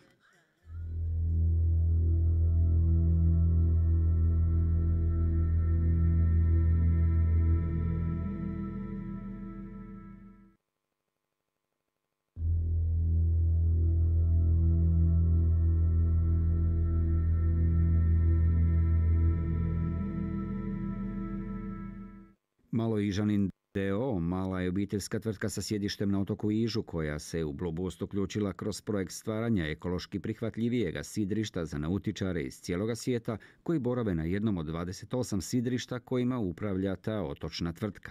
Uvala se zove Vodenjak gdje je sidrište i za to smo tražili, smo sudjelovali u dobivanju projekta koji se tiče čišćenja uvale od otpada koji nanosi more uvalu, a glavna ideja je projekta bila da nam naši gosti tijekom ljeta pomognu u čišćenju tog otpada. Kroz financiranje vaučerom vide priliku za povećanje svijesti o pomorskom zagađenju među onima koji najviše uživaju u moru, nautičarima. Da nismo sudjelovali u ovom programu i dobili ovaj vaučer, teško bi se odlučili na ovako nešto.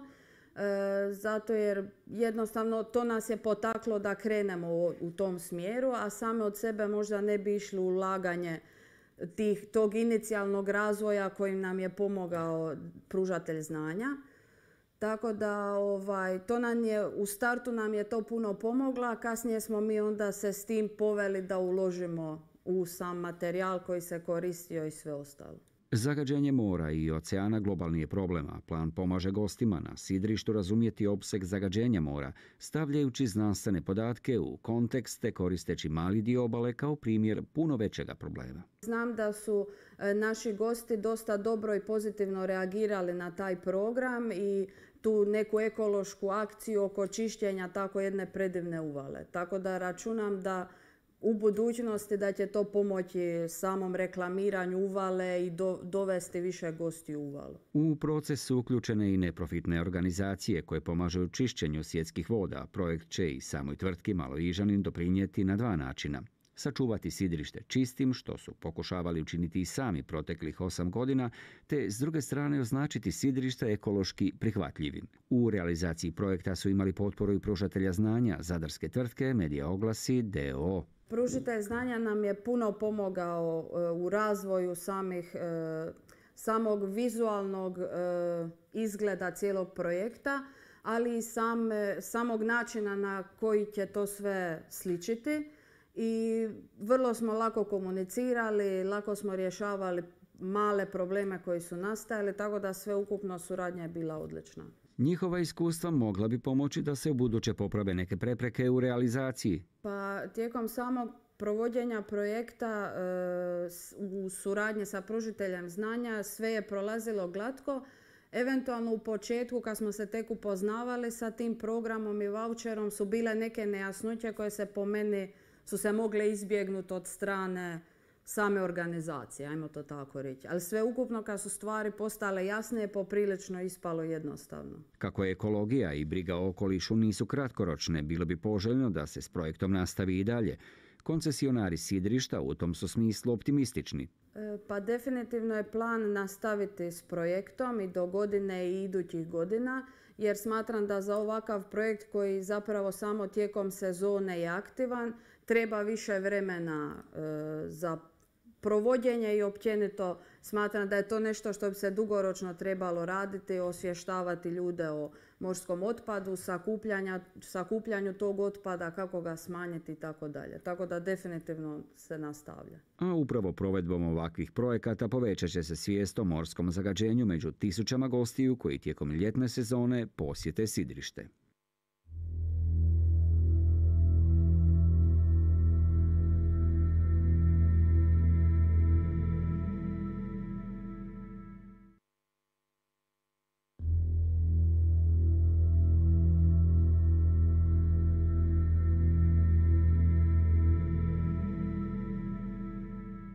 Obrt Luca iz Zadra, koji se bavi kulturnim turizmom, odlučio se za projekt čija je osnovna tema stvaranje 3 priča, a njime se želi postići dodana vrijednost postojećih proizvoda i usluga.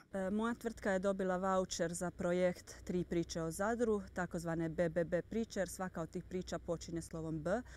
Zadar kao most, odnosno Zadar is a bridge, Zadar kao spona, odnosno Zadar is a bond i Zadar kao barijera, odnosno Zadar is a barrier, što zapravo obilježava cijelu povijest ovog grada. Zadar je naime bio most između različitih dijelova jugoistočne Europe, zapadne i istočne strane Jadrana. Kroz bogatu povijest grad je zbog svog položaja bio i spona između Karolinškog carstva na zapadu i Bizanskog carstva na istoku, ali i prepreka u različitim poglavljima svoga postojanja i stvaranja Europe. A upravo je zadarska povijest jedan od razloga zašto je vlasnica pokrenula takav obrt. Odlučila sam se za otvaranje takvog obrta jer smatram da je kulturni turizam u Zadru i Zadarskoj županiji zanemaren kao jedan poseban vid urbanog turizma, a može nam značajno produžiti sezonu, potaknuti turističko trošenje i zapravo stvoriti jedno pamtljivo iskustvo naše destinacije. Teško da bi se bilo koji mali poduzetnik odlučio na pokretanje ovakvog projekta da nije bilo konkretne financijske potpore. Naravno da ovog vaučera nije bilo, ne bi mogla provesti ni ovaj projekt. Vaučer je značajno doprinio vidljivosti moje tvrtke. Da nije bilo ovog vaučera, tržišna vrijednost i vidljivost moje tvrtke ostala bi nepromijenjena, no ono što ja primjećujem da je ona značajno se povećala i ne samo to, mogu primijetiti da je zahvaljujući ovom vaučeru povećala se i moja konkurentnost na sve većem i većem tržištu pružanja usluga turističkog vođenja na području Zadra i Zadarske županije. Kao i u mnogim drugim djelatnostima u turizmu, ni ovaj projekt nije u potpunosti zasjao zbog pandemije koronavirusa, no potvrdilo se kojim smjerom treba ići u budućnosti. Projekt mi je pomogao u poslovanju, no nažalost o nekakvim konkretnim rezultatima ove godine nakon ove turističke sezone ne mogu govoriti s obzirom da je zbog pandemije koronavirusa sve one obećavajuće kupnje i najave mojih vođenja koje su trebale biti rezultat ovog projekta su otkazane, no najave za sljedeću sezonu su također obećavajuće, te se nadam da rezultati tada ipak neće izostati. Stručne preporuke i savjeti pružatelja znanja obrta Vibak bili su od velike pomoći u razvoju projekta. Suradnja s pružateljem znanja bila je izvrsna, bila je edukativna, korektna i preporučila bi je svim tvrtkama u sektoru turizma. A ideja za budućnost ne nedostaje. Ovaj projekt definitivno nije gotov, njega bi trebalo nadograđivati novim kreativnim zahvatima na području usluga, proizvoda i iskustava koje nudimo, odnosno možemo i moramo ponuditi u kulturnom turizmu 21. stoljeća.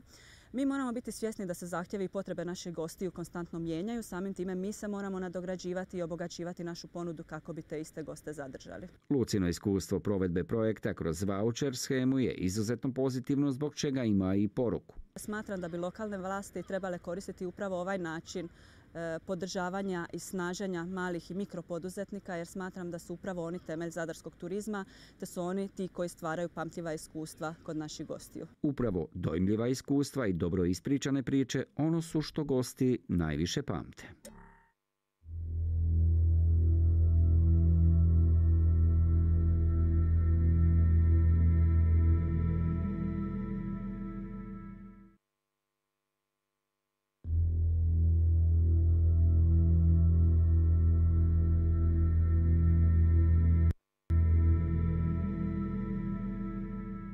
Cilj projekta tvrtke Kali Tuna d.o.o. koja se bavi uzgojem plavoperajne tune je implementacija inovativnog računalnog programa. Koji nam omogućuje detaljnije, puno bolje evidencije i praćenja hranidbe tuna, evidencija svih očevidnika koji se odnose na farmu, na proizvodnju.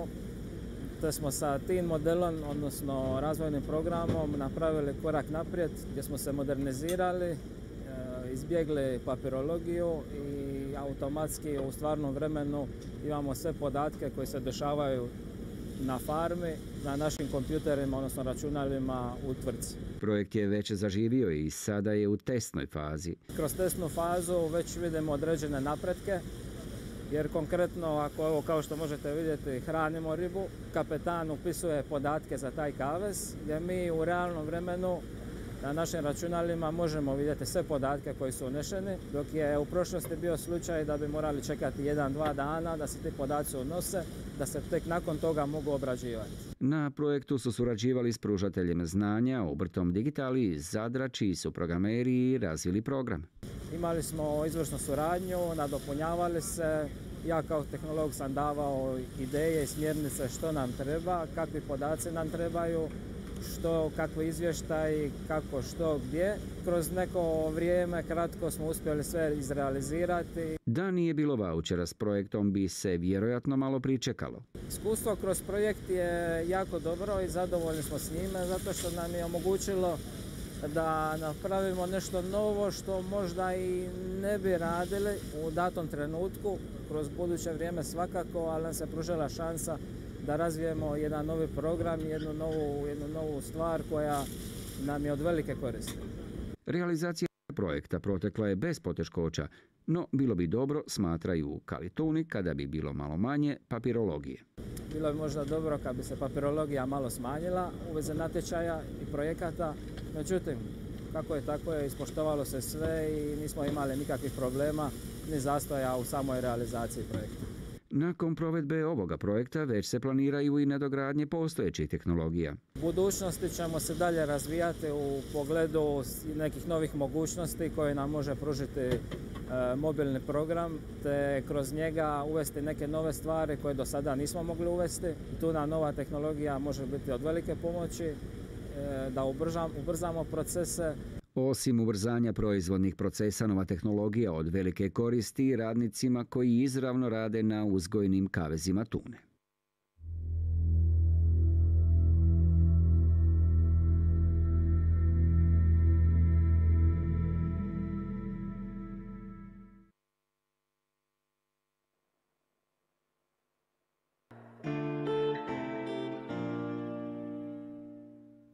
Buongiorno a tutti, sono Alessandro Manucci e rappresento la Mariver come socio fondatore e come amministratore.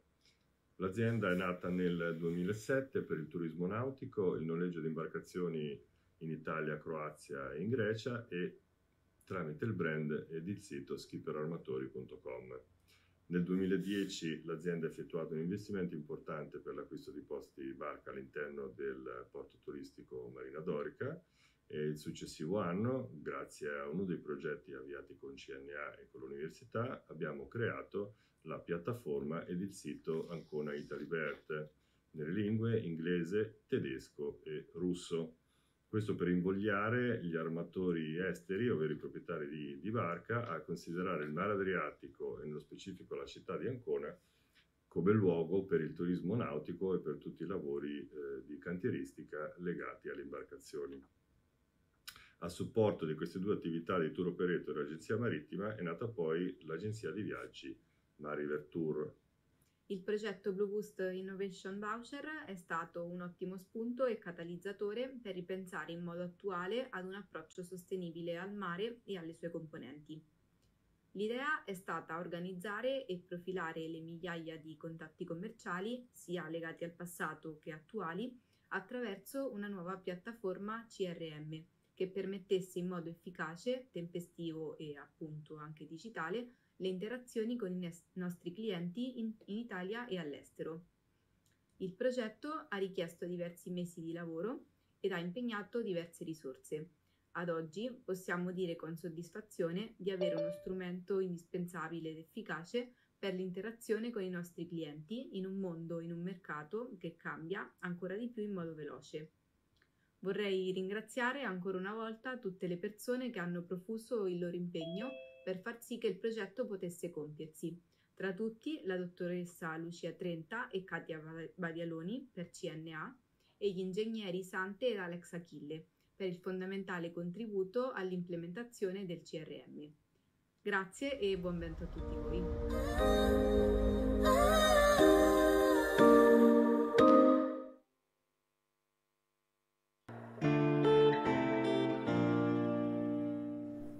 Ciao a tutti, sono Marco Camerinesi della Cyber Evolution, startup innovativa di Ascoli Piceno. Oggi siamo con Roberto e vi parleremo di GATS. Cos'è GATS? GATS è un dispositivo innovativo, sta per Go Alone to See. Perché? Perché è un dispositivo che abbiamo realizzato e prototipizzato per una concessione balneare che ringraziamo. Poi dopo ve ne parlerà comunque meglio Roberto della parte tecnica. Lo abbiamo realizzato grazie al bando Blue Boost Interreg Adrian, che ci ha permesso di concretizzare una soluzione efficace per persone con disabilità sensoriali. Adesso lascio la parola al collega che vi spiegherà meglio in cosa consiste e tutto il resto. Grazie. Grazie alla collaborazione che abbiamo avuto con il nostro partner l'Hotel Boiler, è anche proprietario di uno stabilimento balneare, con questi dati siamo riusciti a sviluppare questo dispositivo che è una cinta che permette a una persona con disabilità di tipo sensoriale o in modo più accurato visivo di muoversi liberamente sulla banchina della spiaggia in modo del tutto libero, ritrovando sempre la strada per tornare sul suo stabilimento balneare. Questo grazie a un sensore di tipo tattile, per cui c'è una vibrazione che una volta la cinta indossata e orientata verso la giusta direzione emette una frequenza specifica di vibrazione che permette all'utente finale di capire se la direzione in cui sta andando è quella corretta o meno. Per cui nel momento in cui, parlando in modo molto semplice, l'utente si fa la sua passeggiata e quando vuole tornare a casa è sufficiente che si giri finché non trova la direzione corretta. Il dispositivo lo porterà a casa. Questa è una soluzione che noi riteniamo molto, molto utile. E ecco, ringraziamo il progetto Blue Boost che ha permesso di realizzare tutto questo, anche di creare un rapporto multidisciplinare, affrontando anche diverse realtà che vanno oltre il tecnico. E grazie a tutti per l'ascolto, grazie a tutti.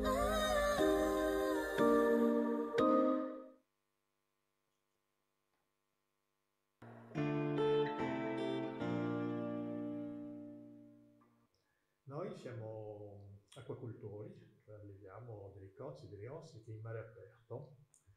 L'attività si è sviluppata su quello che sono gli impianti tradizionali di produzione di cozze, ma abbiamo aggiunto a questo un'attività innovativa che è quella della produzione di ostrica, l'ostrica concava in questo caso particolare.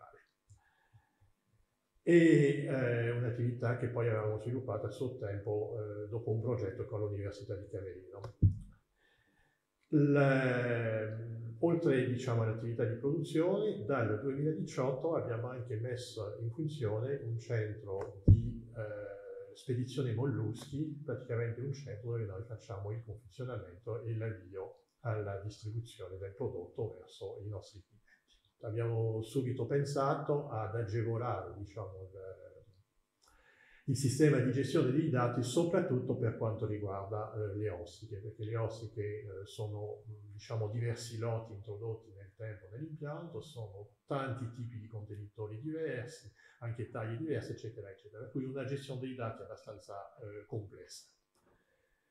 Praticamente questo sistema ci potrebbe dare da una parte facilitare la gestione di duri tempi di gestione, da un'altra parte sicuramente fornire una base dati utile per migliorare sempre il protocollo di produzione. Infine, questo non è parte dell'attuale progetto, sarà il futuro, ma sarà estendibile anche alla tracciabilità di tutte le operazioni commerciali.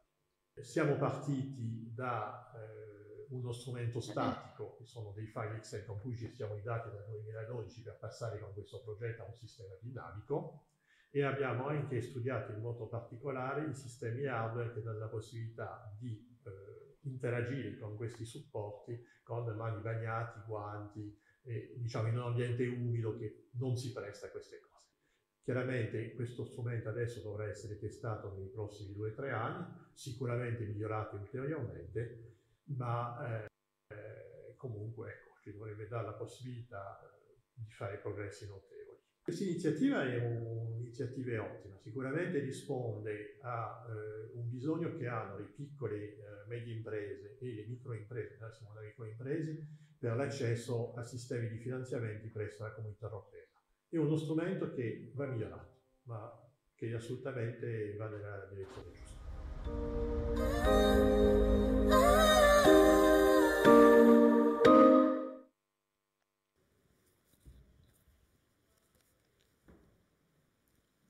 Okay, we are back. We have seen some of the results we achieved thanks to the innovation vouchers. It seems that we increased seafood production, in particular oysters production. That's a really good thing because I love them. But you've seen also that our beneficiaries used a lot of technology. So as I said before, they needed the support from technology providers. And yeah, I called before for a blue vitamin to explain who are technology providers and present you one of them.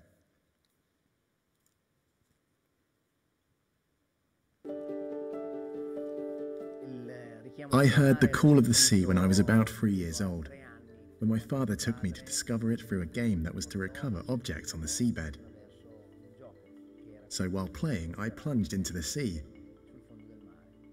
And I still didn't know how to swim, but the fear was overcome. I was already in the water.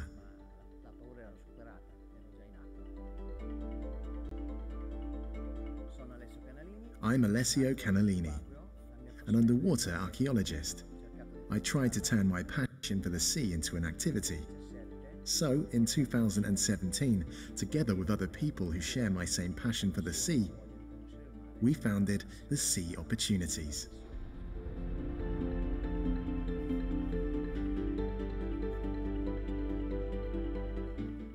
The purpose of the Sea Opportunities was immediately to try to preserve the sea through the use of new technologies. Because we realized that the sea must be safeguarded and it must be seen as an opportunity. The sector in which we operate is large. We do not only deal with underwater archaeology, but also with environmental monitoring,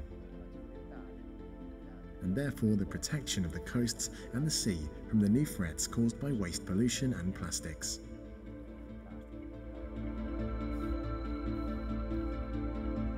One of the most important aspects of the Sea Opportunities is that it's not only an innovative startup, but also that it is developed with a low environmental impact. Therefore, all the components of our robots are made with materials that are completely recyclable. We don't just talk about sustainability, but we always act at sea with an eco-sustainable approach. Today we are able to provide technologies with a better quality, price ratio, and more within the reach of those companies that today ask for it. So from the multi-utility sector to the renewable energy sector to the wind farm sector, since these technologies until a few years ago were the prerogative of oil and gas companies. When we founded the Sea Opportunities, we weren't just talking about technological innovation, but also being able to have social inclusion, so being able to discover features of people who are often considered marginal, and instead bring out their peculiarities and put them into action in our work.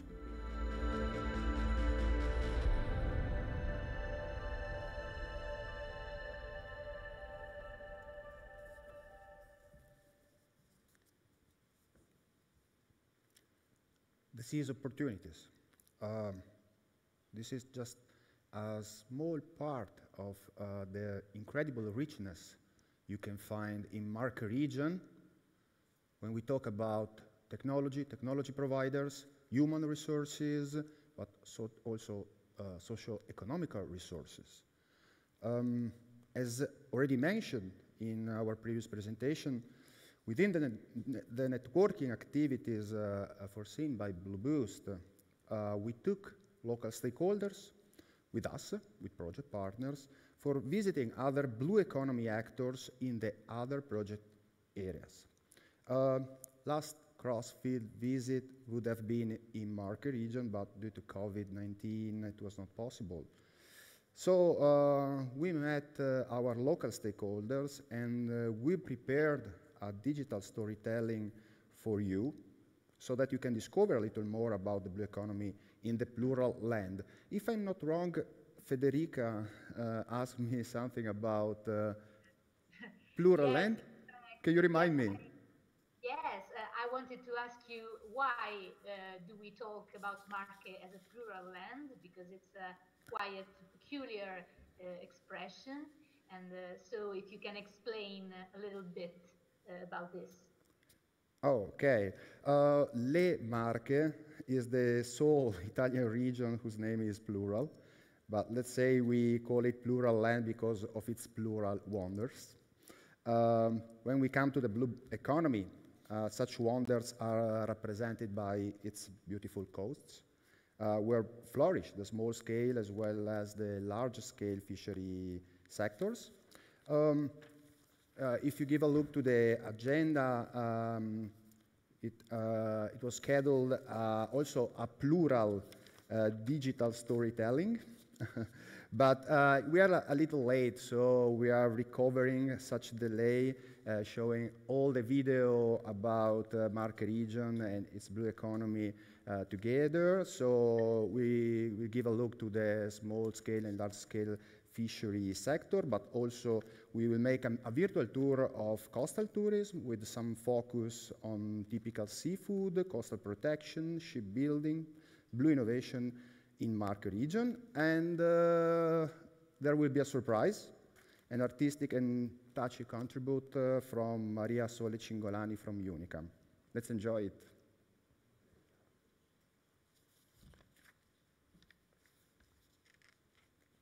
Thank you, Massimiliano. And so it would be a very wide overview of all the sectors of the blue economy in the region.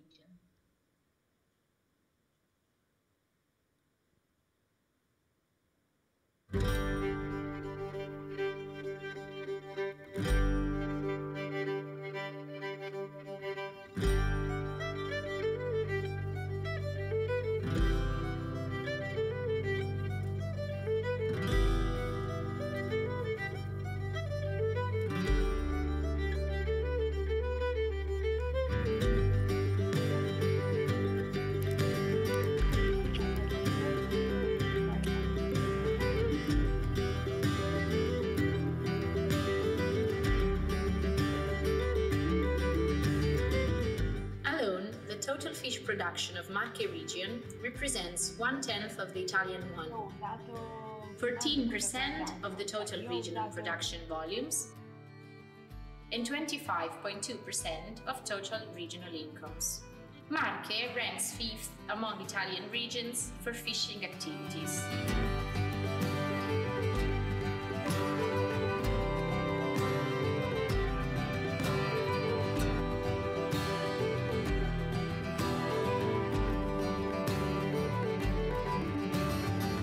Italy is one of the major global producers of mollusks, which represent 30% of total capture fisheries.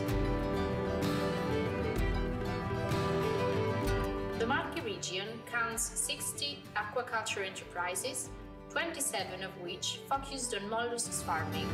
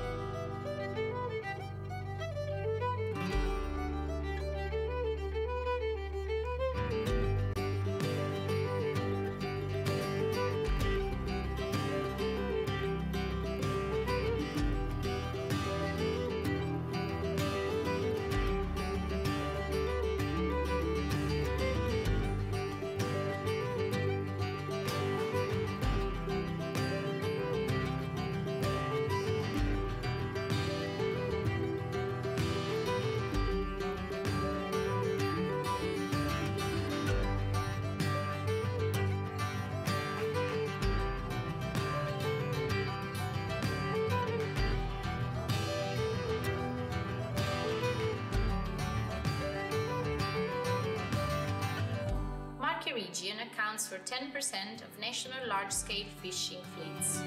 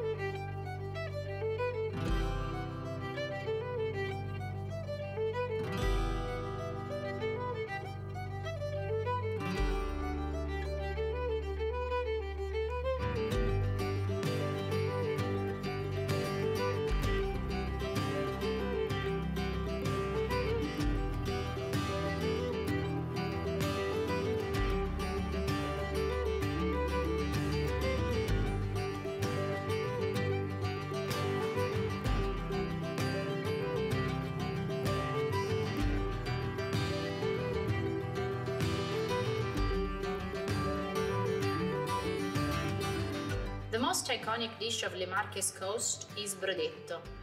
It is a peculiar fish soup created by fishermen. Like any good tradition, it changes from city to city. The most known recipes are those of fano with vinegar and tomato paste, ancona, 13 fishes for 13 guests, porto recanati with wild saffron, porto San Giorgio with chili peppers and green tomatoes, and San Benedetto del Tronto with bell peppers.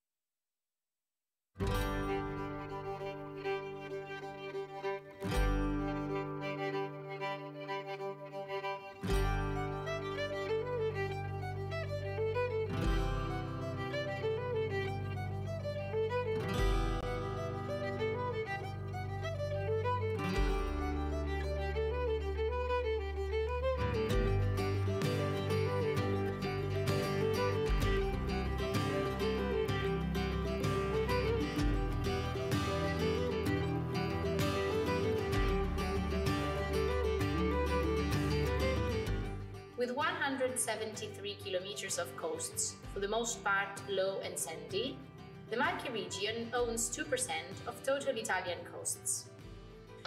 The Mount Conero Riviera, the Velvet Beach of Senigallia, and the Riviera of Palms, among other attractions, make Marche region pretty appreciated by sea-lover tourists.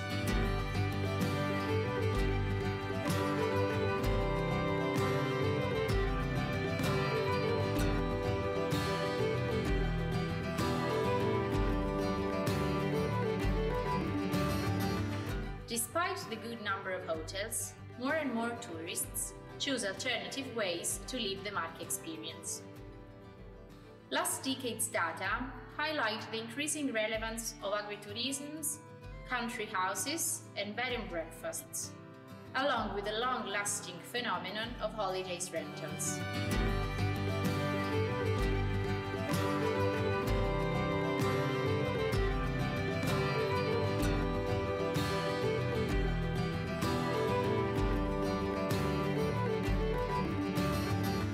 Coasts are a priceless asset, and so they need to be preserved. That's the reason why we have 3 coastal protected areas.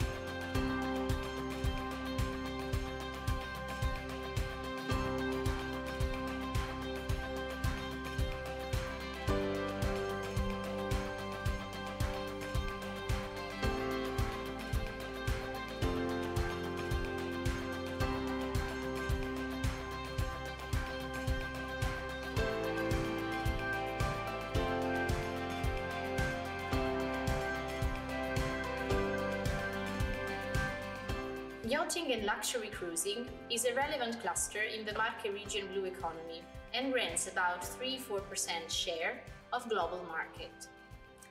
90% of the Marche region production is exported, reaching €1 billion per year. From 2011 to 2018, the field of shipbuilding marked a 10% growth.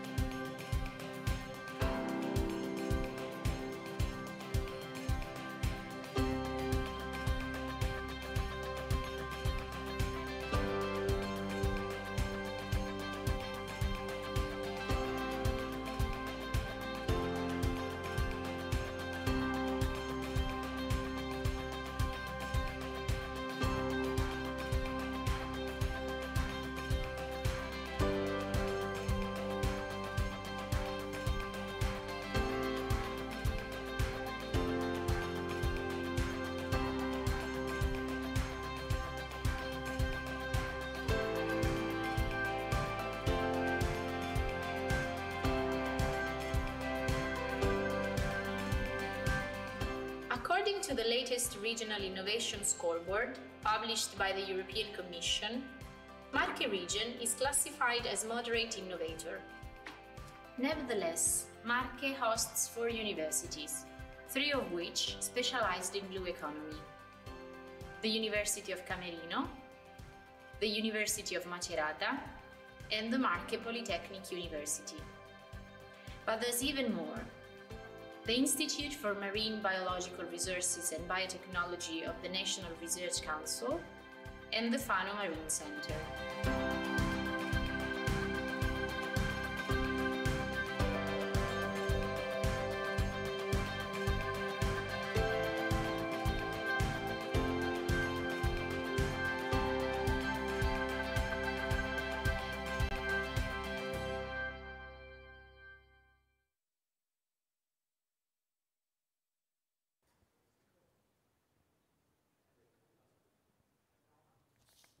Okay, we're back in studio, right? Whoa, let me say whoa. I'm not from Marche region. I moved here some years ago, so this is the reason why.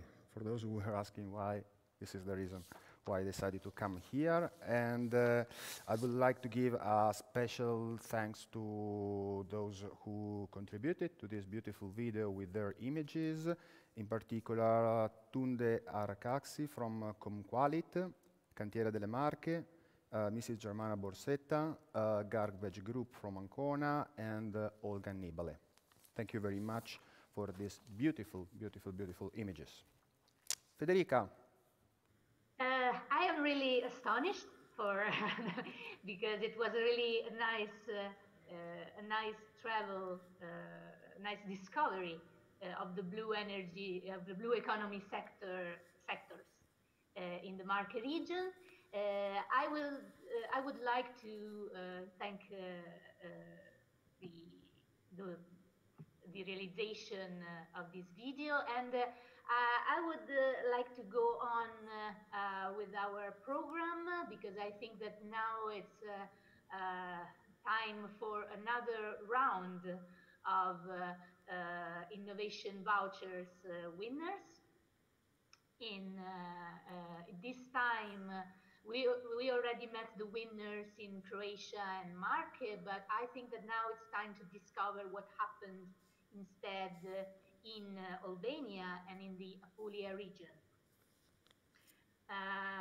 So now, if it is possible, I would leave the floor to Crescenzo Antonio Marino, who is the Director of Research, Innovation and Institutional Capacity Section of the Apulia region, to talk about Blue Boost Innovation Vouchers in his region.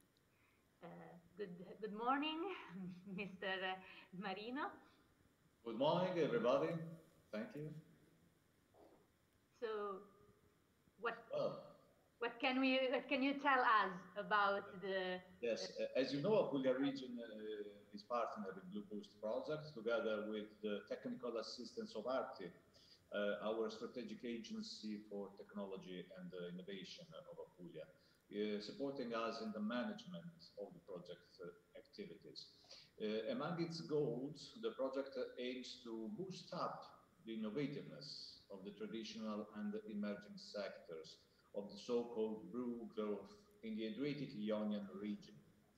Among the main actions, the innovation voucher scheme provided the innovation vouchers in order to fund the implementation of innovation projects developed by micro, small, and medium-sized enterprises and startups. Recently, as you know, 5 small Apulian companies obtained these innovation vouchers, 10,000 euros each, to innovate their business to economy sectors. 3 of them deal with agriculture and 2 with tourism. In a few minutes, we will see some representative videos about them. Let's see who they are. The first one is Asmar. This project developed by Gargano Shellfish, an aquaculture company active in Manfredonia near Foggia, together with the Department of Biology of the University of Bari, experimented production of sponges as new products that are also able to provide positive outcomes in bioremediation, since they can reduce the pollution produced by offshore fish farms. The second one is NAIF. This initiative, whose acronym means Nature Adventures in Frassanito, was born from the collaboration between the company Camping San Giorgio Bed and Breakfast and G Local Tour Operator. Its objective is the valorization of Frassanito area in all the seasons, not only in summertime, and a digital strategy for the promotion of a slow and conscious tourism in Frassanito that is in Salento. The third is Mediterranean Interactive Floor.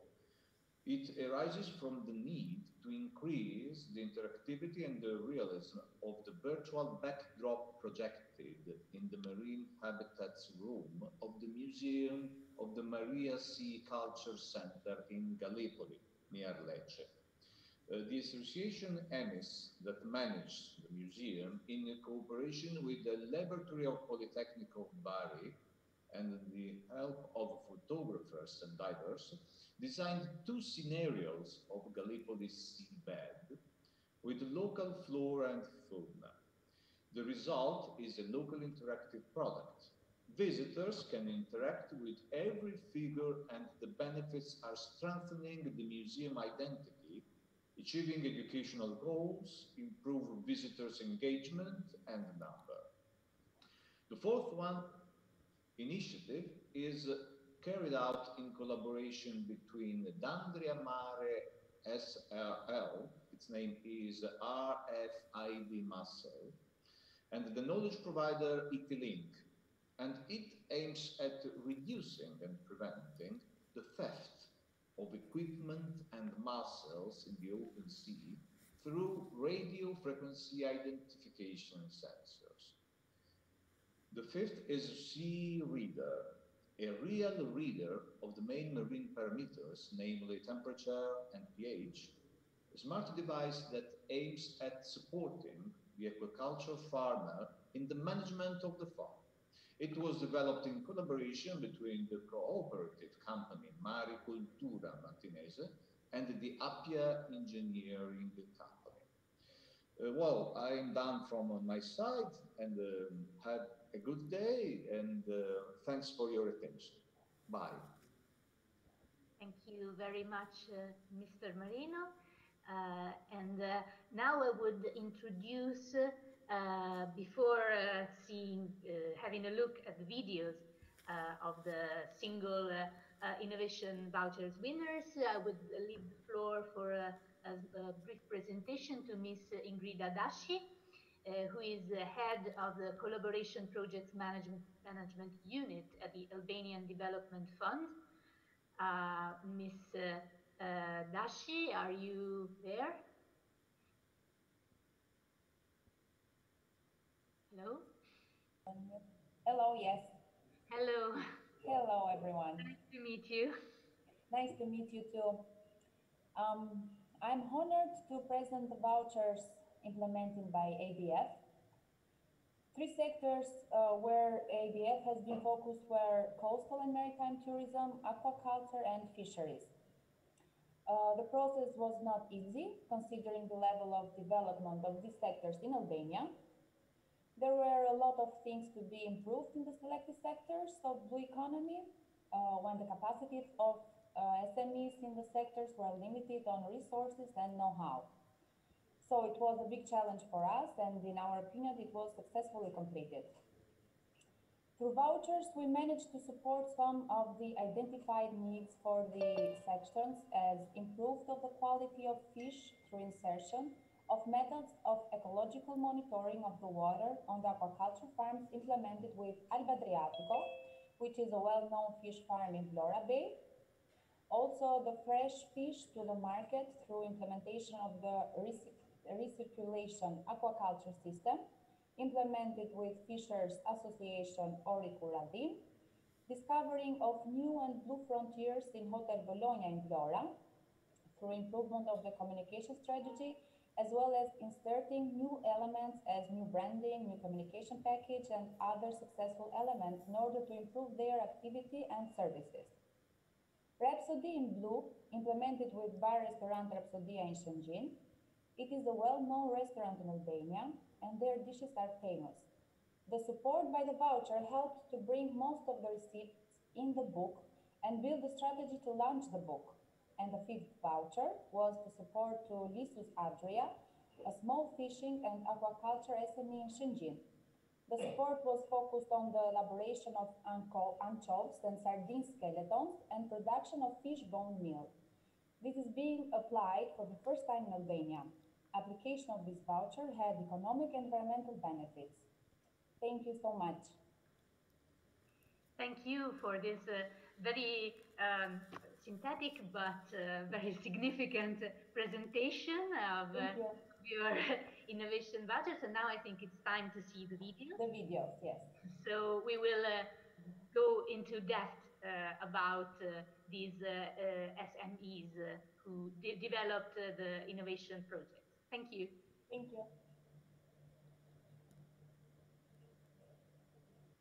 Are we ready?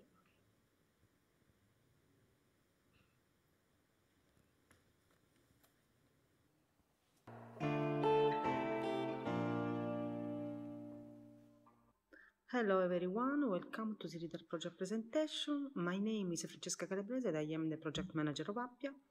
Appia is an engineering company specialized in the research and development of innovative solutions for complex systems, and it is registered in the special section of Innovative SMI.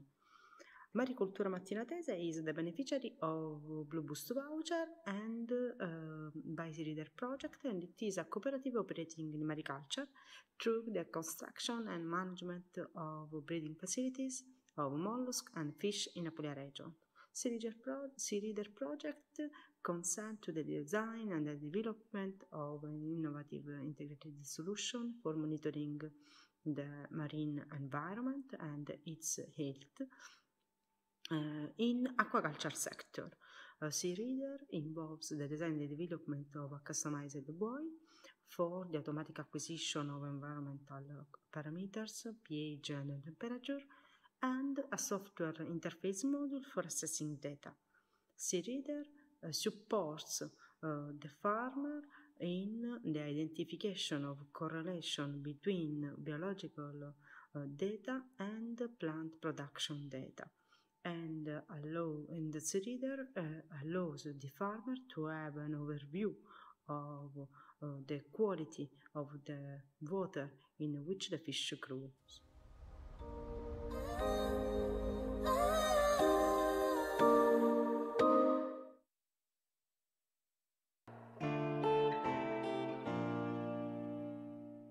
Blue Boost Project ha finanziato un'idea che nasce da una necessità, quello di salvaguardare gli impianti d'acquacoltura da un annoso problema di furti in alto mare, sia di prodotto che di strumentazioni, quindi galleggianti, fumi e corpi morti. Blue Boost Project ci ha dato la possibilità di finanziare questa idea, cioè di taggare tramite un sensore RFID. L'idea era appunto quello di avere un sistema di tracciabilità e di rintracciabilità delle attrezzature e dei prodotti di acquacoltura. E soprattutto ha funzionato come deterrente, perché sapendo che l'impianto è taggato abbiamo avuto sicuramente minor visite da parte di taccheggiatori e ladri durante soprattutto i periodi di grande produttività, quindi periodi legati ai primi dell'estate, periodo del Natale e anche insomma, i periodi della Pasqua, in cui il prodotto ittico è alla taglia commerciale, è massimo presente nell'impianto e soprattutto è più oggetto eventualmente di furto. Sensore FID è un sensore a radiofrequenza appunto in banda UHF, Radio Frequency Identification, e tramite un palmare lettore e scrittore possiamo sicuramente taggare e scrivere, riscrivere, ma soprattutto leggere i nostri sensori.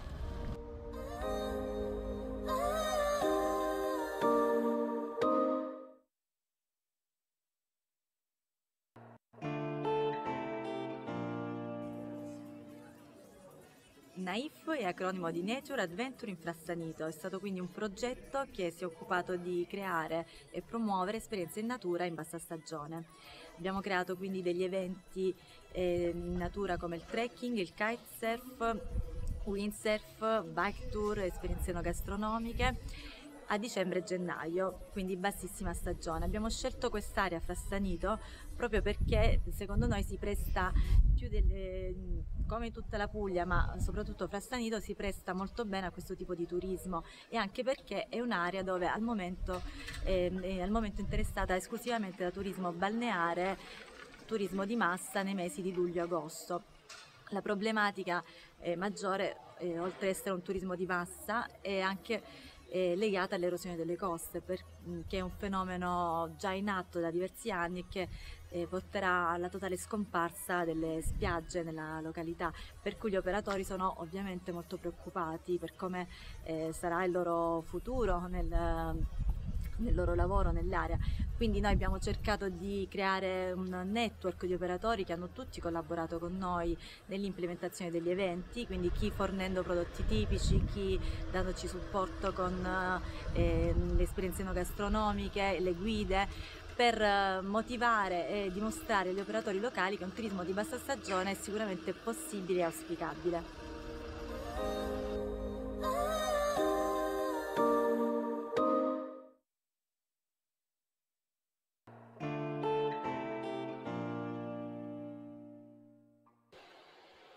Buongiorno, sono il presidente dell'associazione EMIS, che è stata beneficiaria di un voucher di arti del progetto Blue Boost.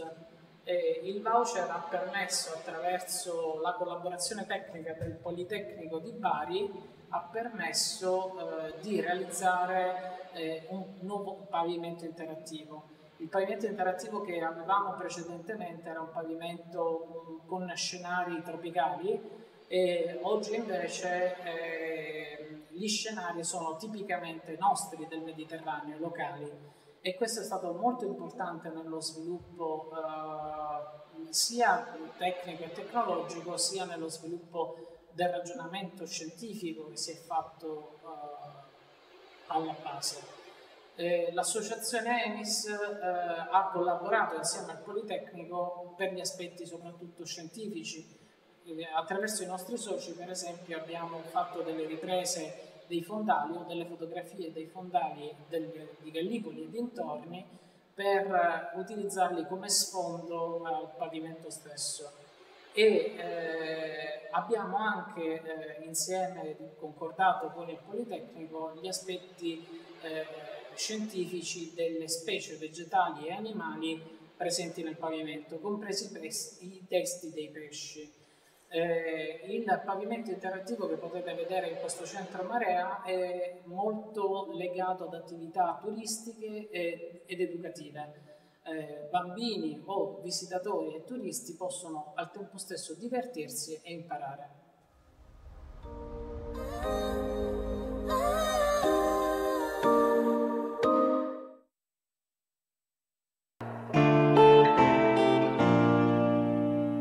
Questo allevamento è nato nel 1998 per l'allevamento classico della spigola e dell'orata. Ci sono stati vari esperimenti che ci hanno portato a sondare le potenzialità del sarago pizzuto, della pezzogna, la riproduzione dei molluschi bivalvi, le ostriche, le vongole, le microalghe. Ed è grazie al progetto Blue Boost che abbiamo avviato un nuovo percorso, quello dell'allevamento integrato con le specie non edibili. Con l'Università di Bari è stato rilevato che sotto le gabbie nascono spontaneamente le spugne, indicatori di benessere del mare. Abbiamo provato a raccoglierle, l'università le ha riprodotte, le abbiamo riseminate utilizzando le ceste delle ostriche e le reti del pesce da allevare, e il risultato è stato che abbiamo inserito nei nostri protocolli di produzione le spugne, perché danno un alto valore aggiunto sia alle performance di crescita del pesce, che sono indicatori del benessere delle acque e del benessere animale secondo quanto richiesto dalle direttive europee. Dopo 1 anno e mezzo dall'avvio del progetto Blue Boost, questo ci ha consentito di essere riconosciuti come il primo allevamento IMTA a livello mediterraneo.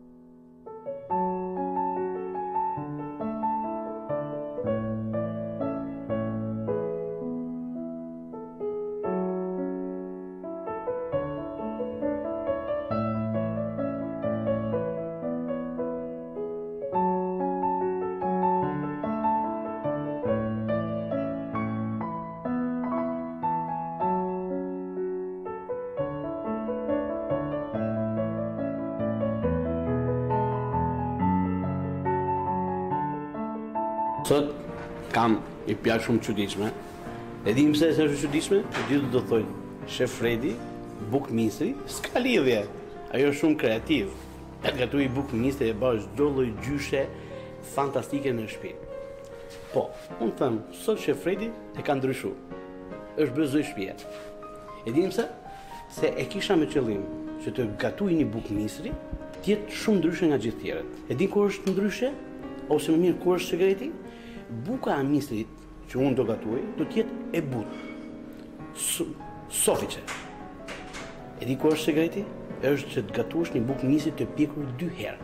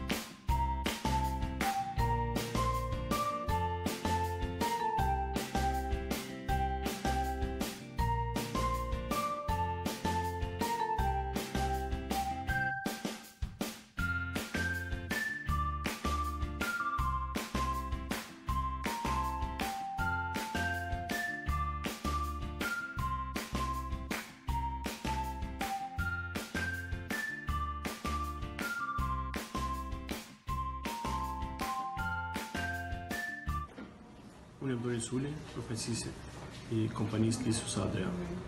Lissus Adria është një kompani që merret me akvakulturë dhe peshkim. Proponimin e peshqve, kryesisht aqugës dhe sardeles. Një ndër vështirësitë që kemi hasur gjatë këtyre viteve ka qenë proponimi i mbetjeve.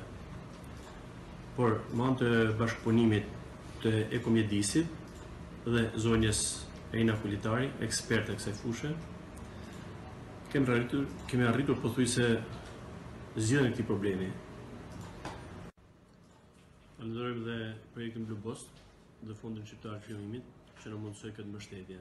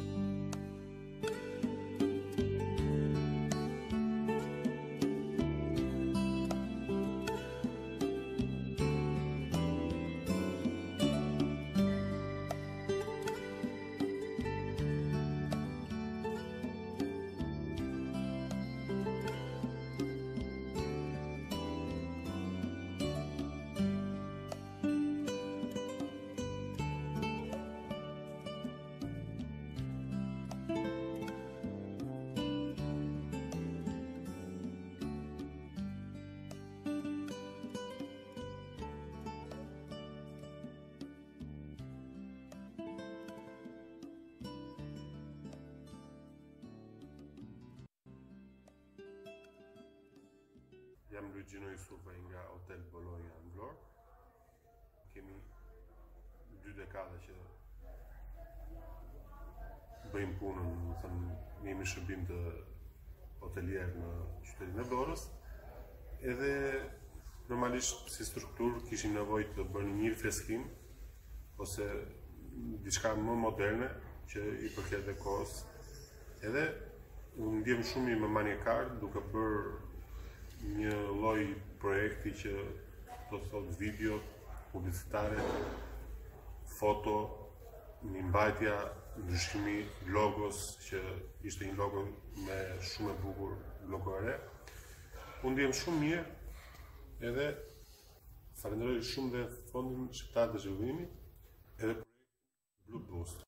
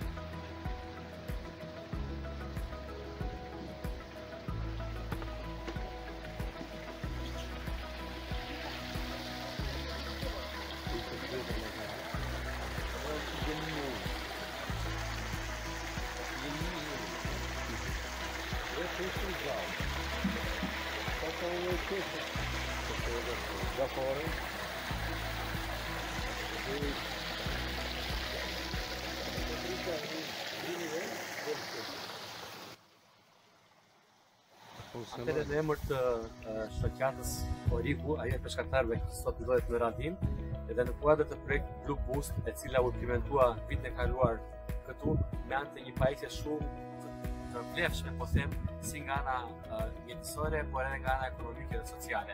Ajo e një vaske me ujë të qarkulluar, e cila shërbete për peshqit e gjallë që arrin nga peshkatarët në këtë qendër.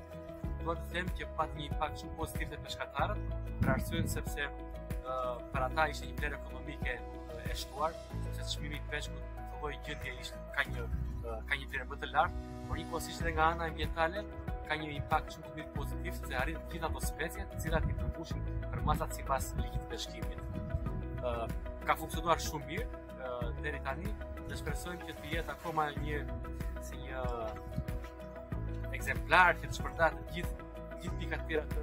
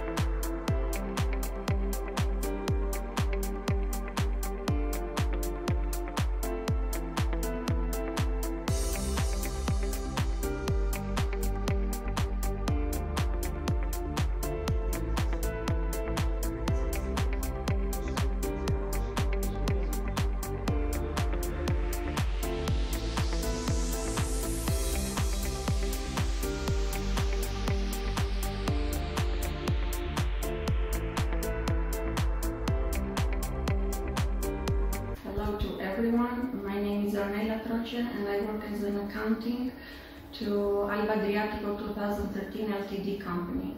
We are located in the Bay of Lora, near Oricum. Our activity consists in cultivating and selling fresh fish of aquaculture, two species, sea bream and sea bass. Thanks to the project, to the Blue Boost project and to the support of the Albanian Development Fund, we achieved to improve the monitoring of parameters of the quality of the water. This was very necessary for us because in order to increase the quality of our production and to identify the points where we need to make improvements.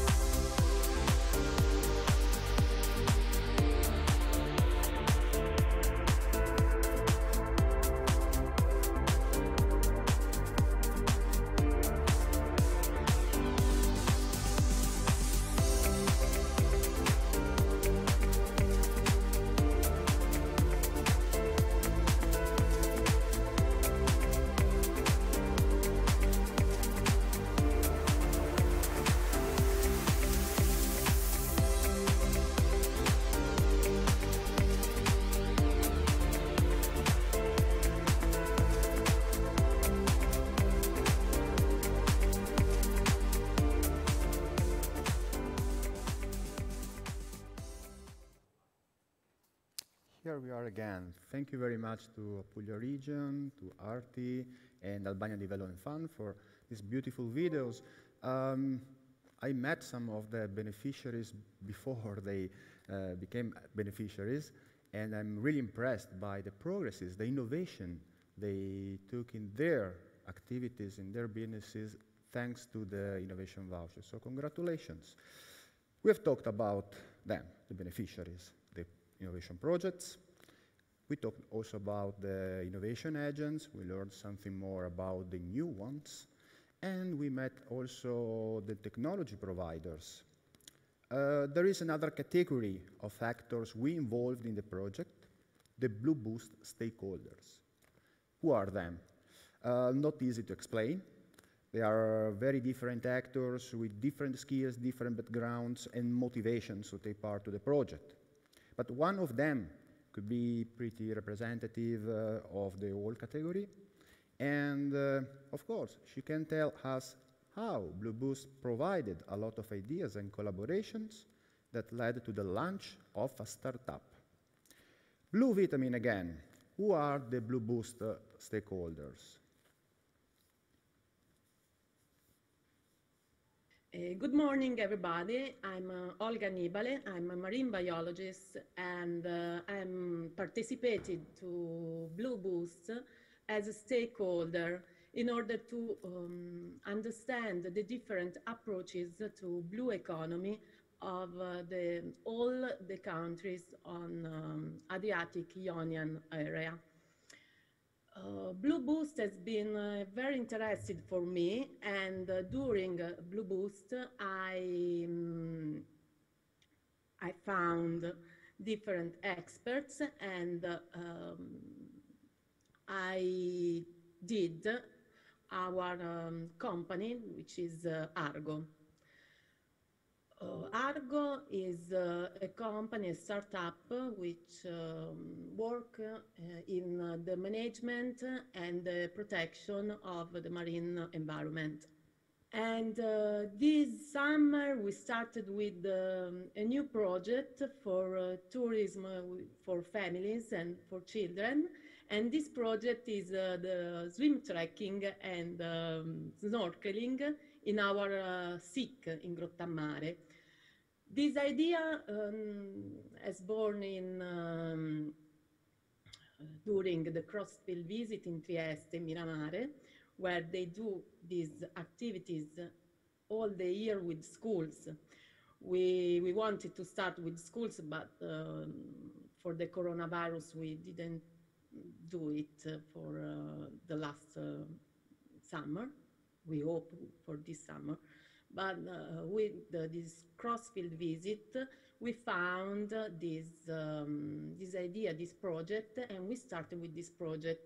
During all the cross-field visit in the Blue Boost event, we found that it was very important, the ecotourism for the blue economy. The development of ecotourism is a sector that has to be developed, and we want to start with this ecotourism here in our region, which is the Marche. This is why we started with the refitting of our boat, 18 meters boat, which has to become, for next summer we hope, has to become a motor sailor with sailing. And we hope that we can start with eco tours with experts on board. Even these eco tours started with an idea that has been developed during a cross-field visit, during the Zadar cross-field visit. And so we can say that Blue Boost has been very important even for these activities.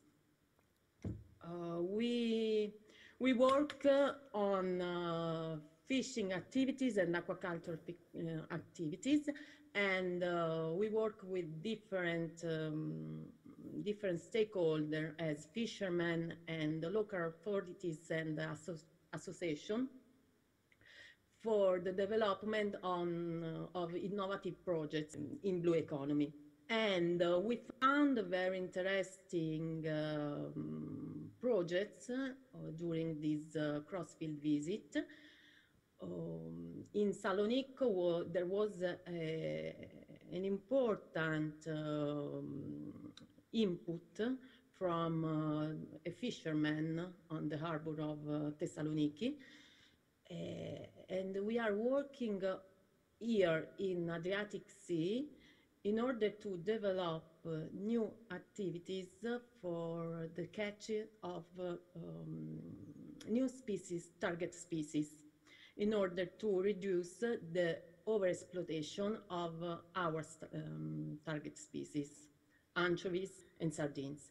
And this project, as I said, has born from the visit to Thessaloniki harbor.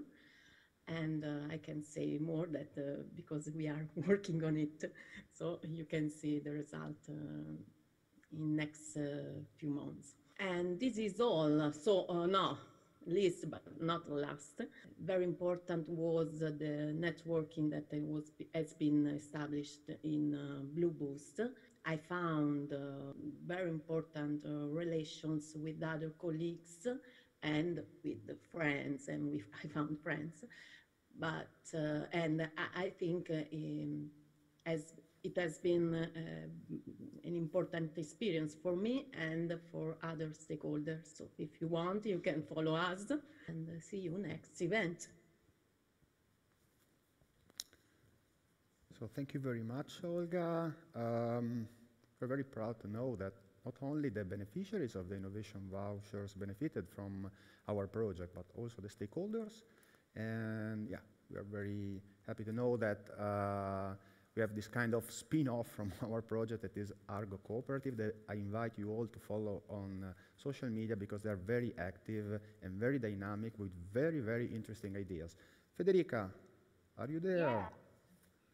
Yes, I'm here. I followed with I was very interested in this communication, and I thank very much this speaker. And now I think now it's finally for our audience. Finally, it's the time for a lunch break.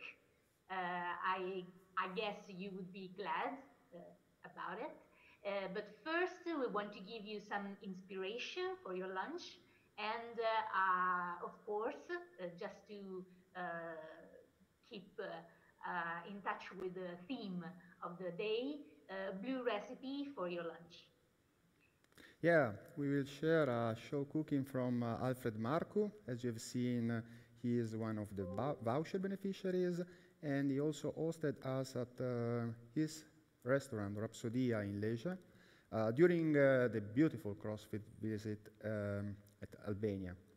I know you are envious, so we want to join something of such beautiful experience with you.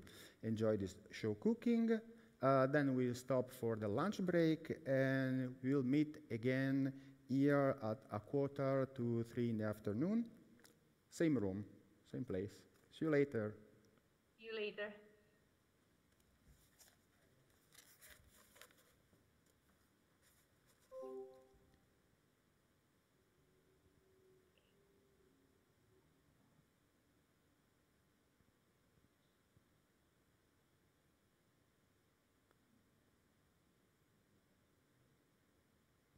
Salve, sono Argo Alfred, sono cuoco, vivo in Albania e gestisco il mio ristorante che si chiama Rhapsodia.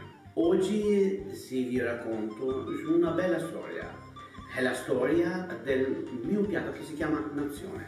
Realmente ero invitato al Kosovo e una signora che mi avvicinò e mi fa: Alfredo, stasera sei il mio invitato a casa mia. Io sono andato e la signora come aperitivo ti servì un succo delle verdure sottosali. Sinceramente il nome che mi ha colpito. Poi ho sentito il profumo, poi l'ho degustato e sinceramente mi ha molto incuriosito perché mi piaceva. Ho chiesto alla signora di raccontarmi la storia, se l'ho usato di questo succo, l'acqua delle verdure sottosali realmente. La signora si spiegò. Praticamente ho scoperto poi, chiedendo informazioni, che faceva parte della nostra cultura. Praticamente il nome d'Albania se la usavano a bere l'acqua delle verdi sottosali, soprattutto quando che le temperature arrivavano a 0 gradi.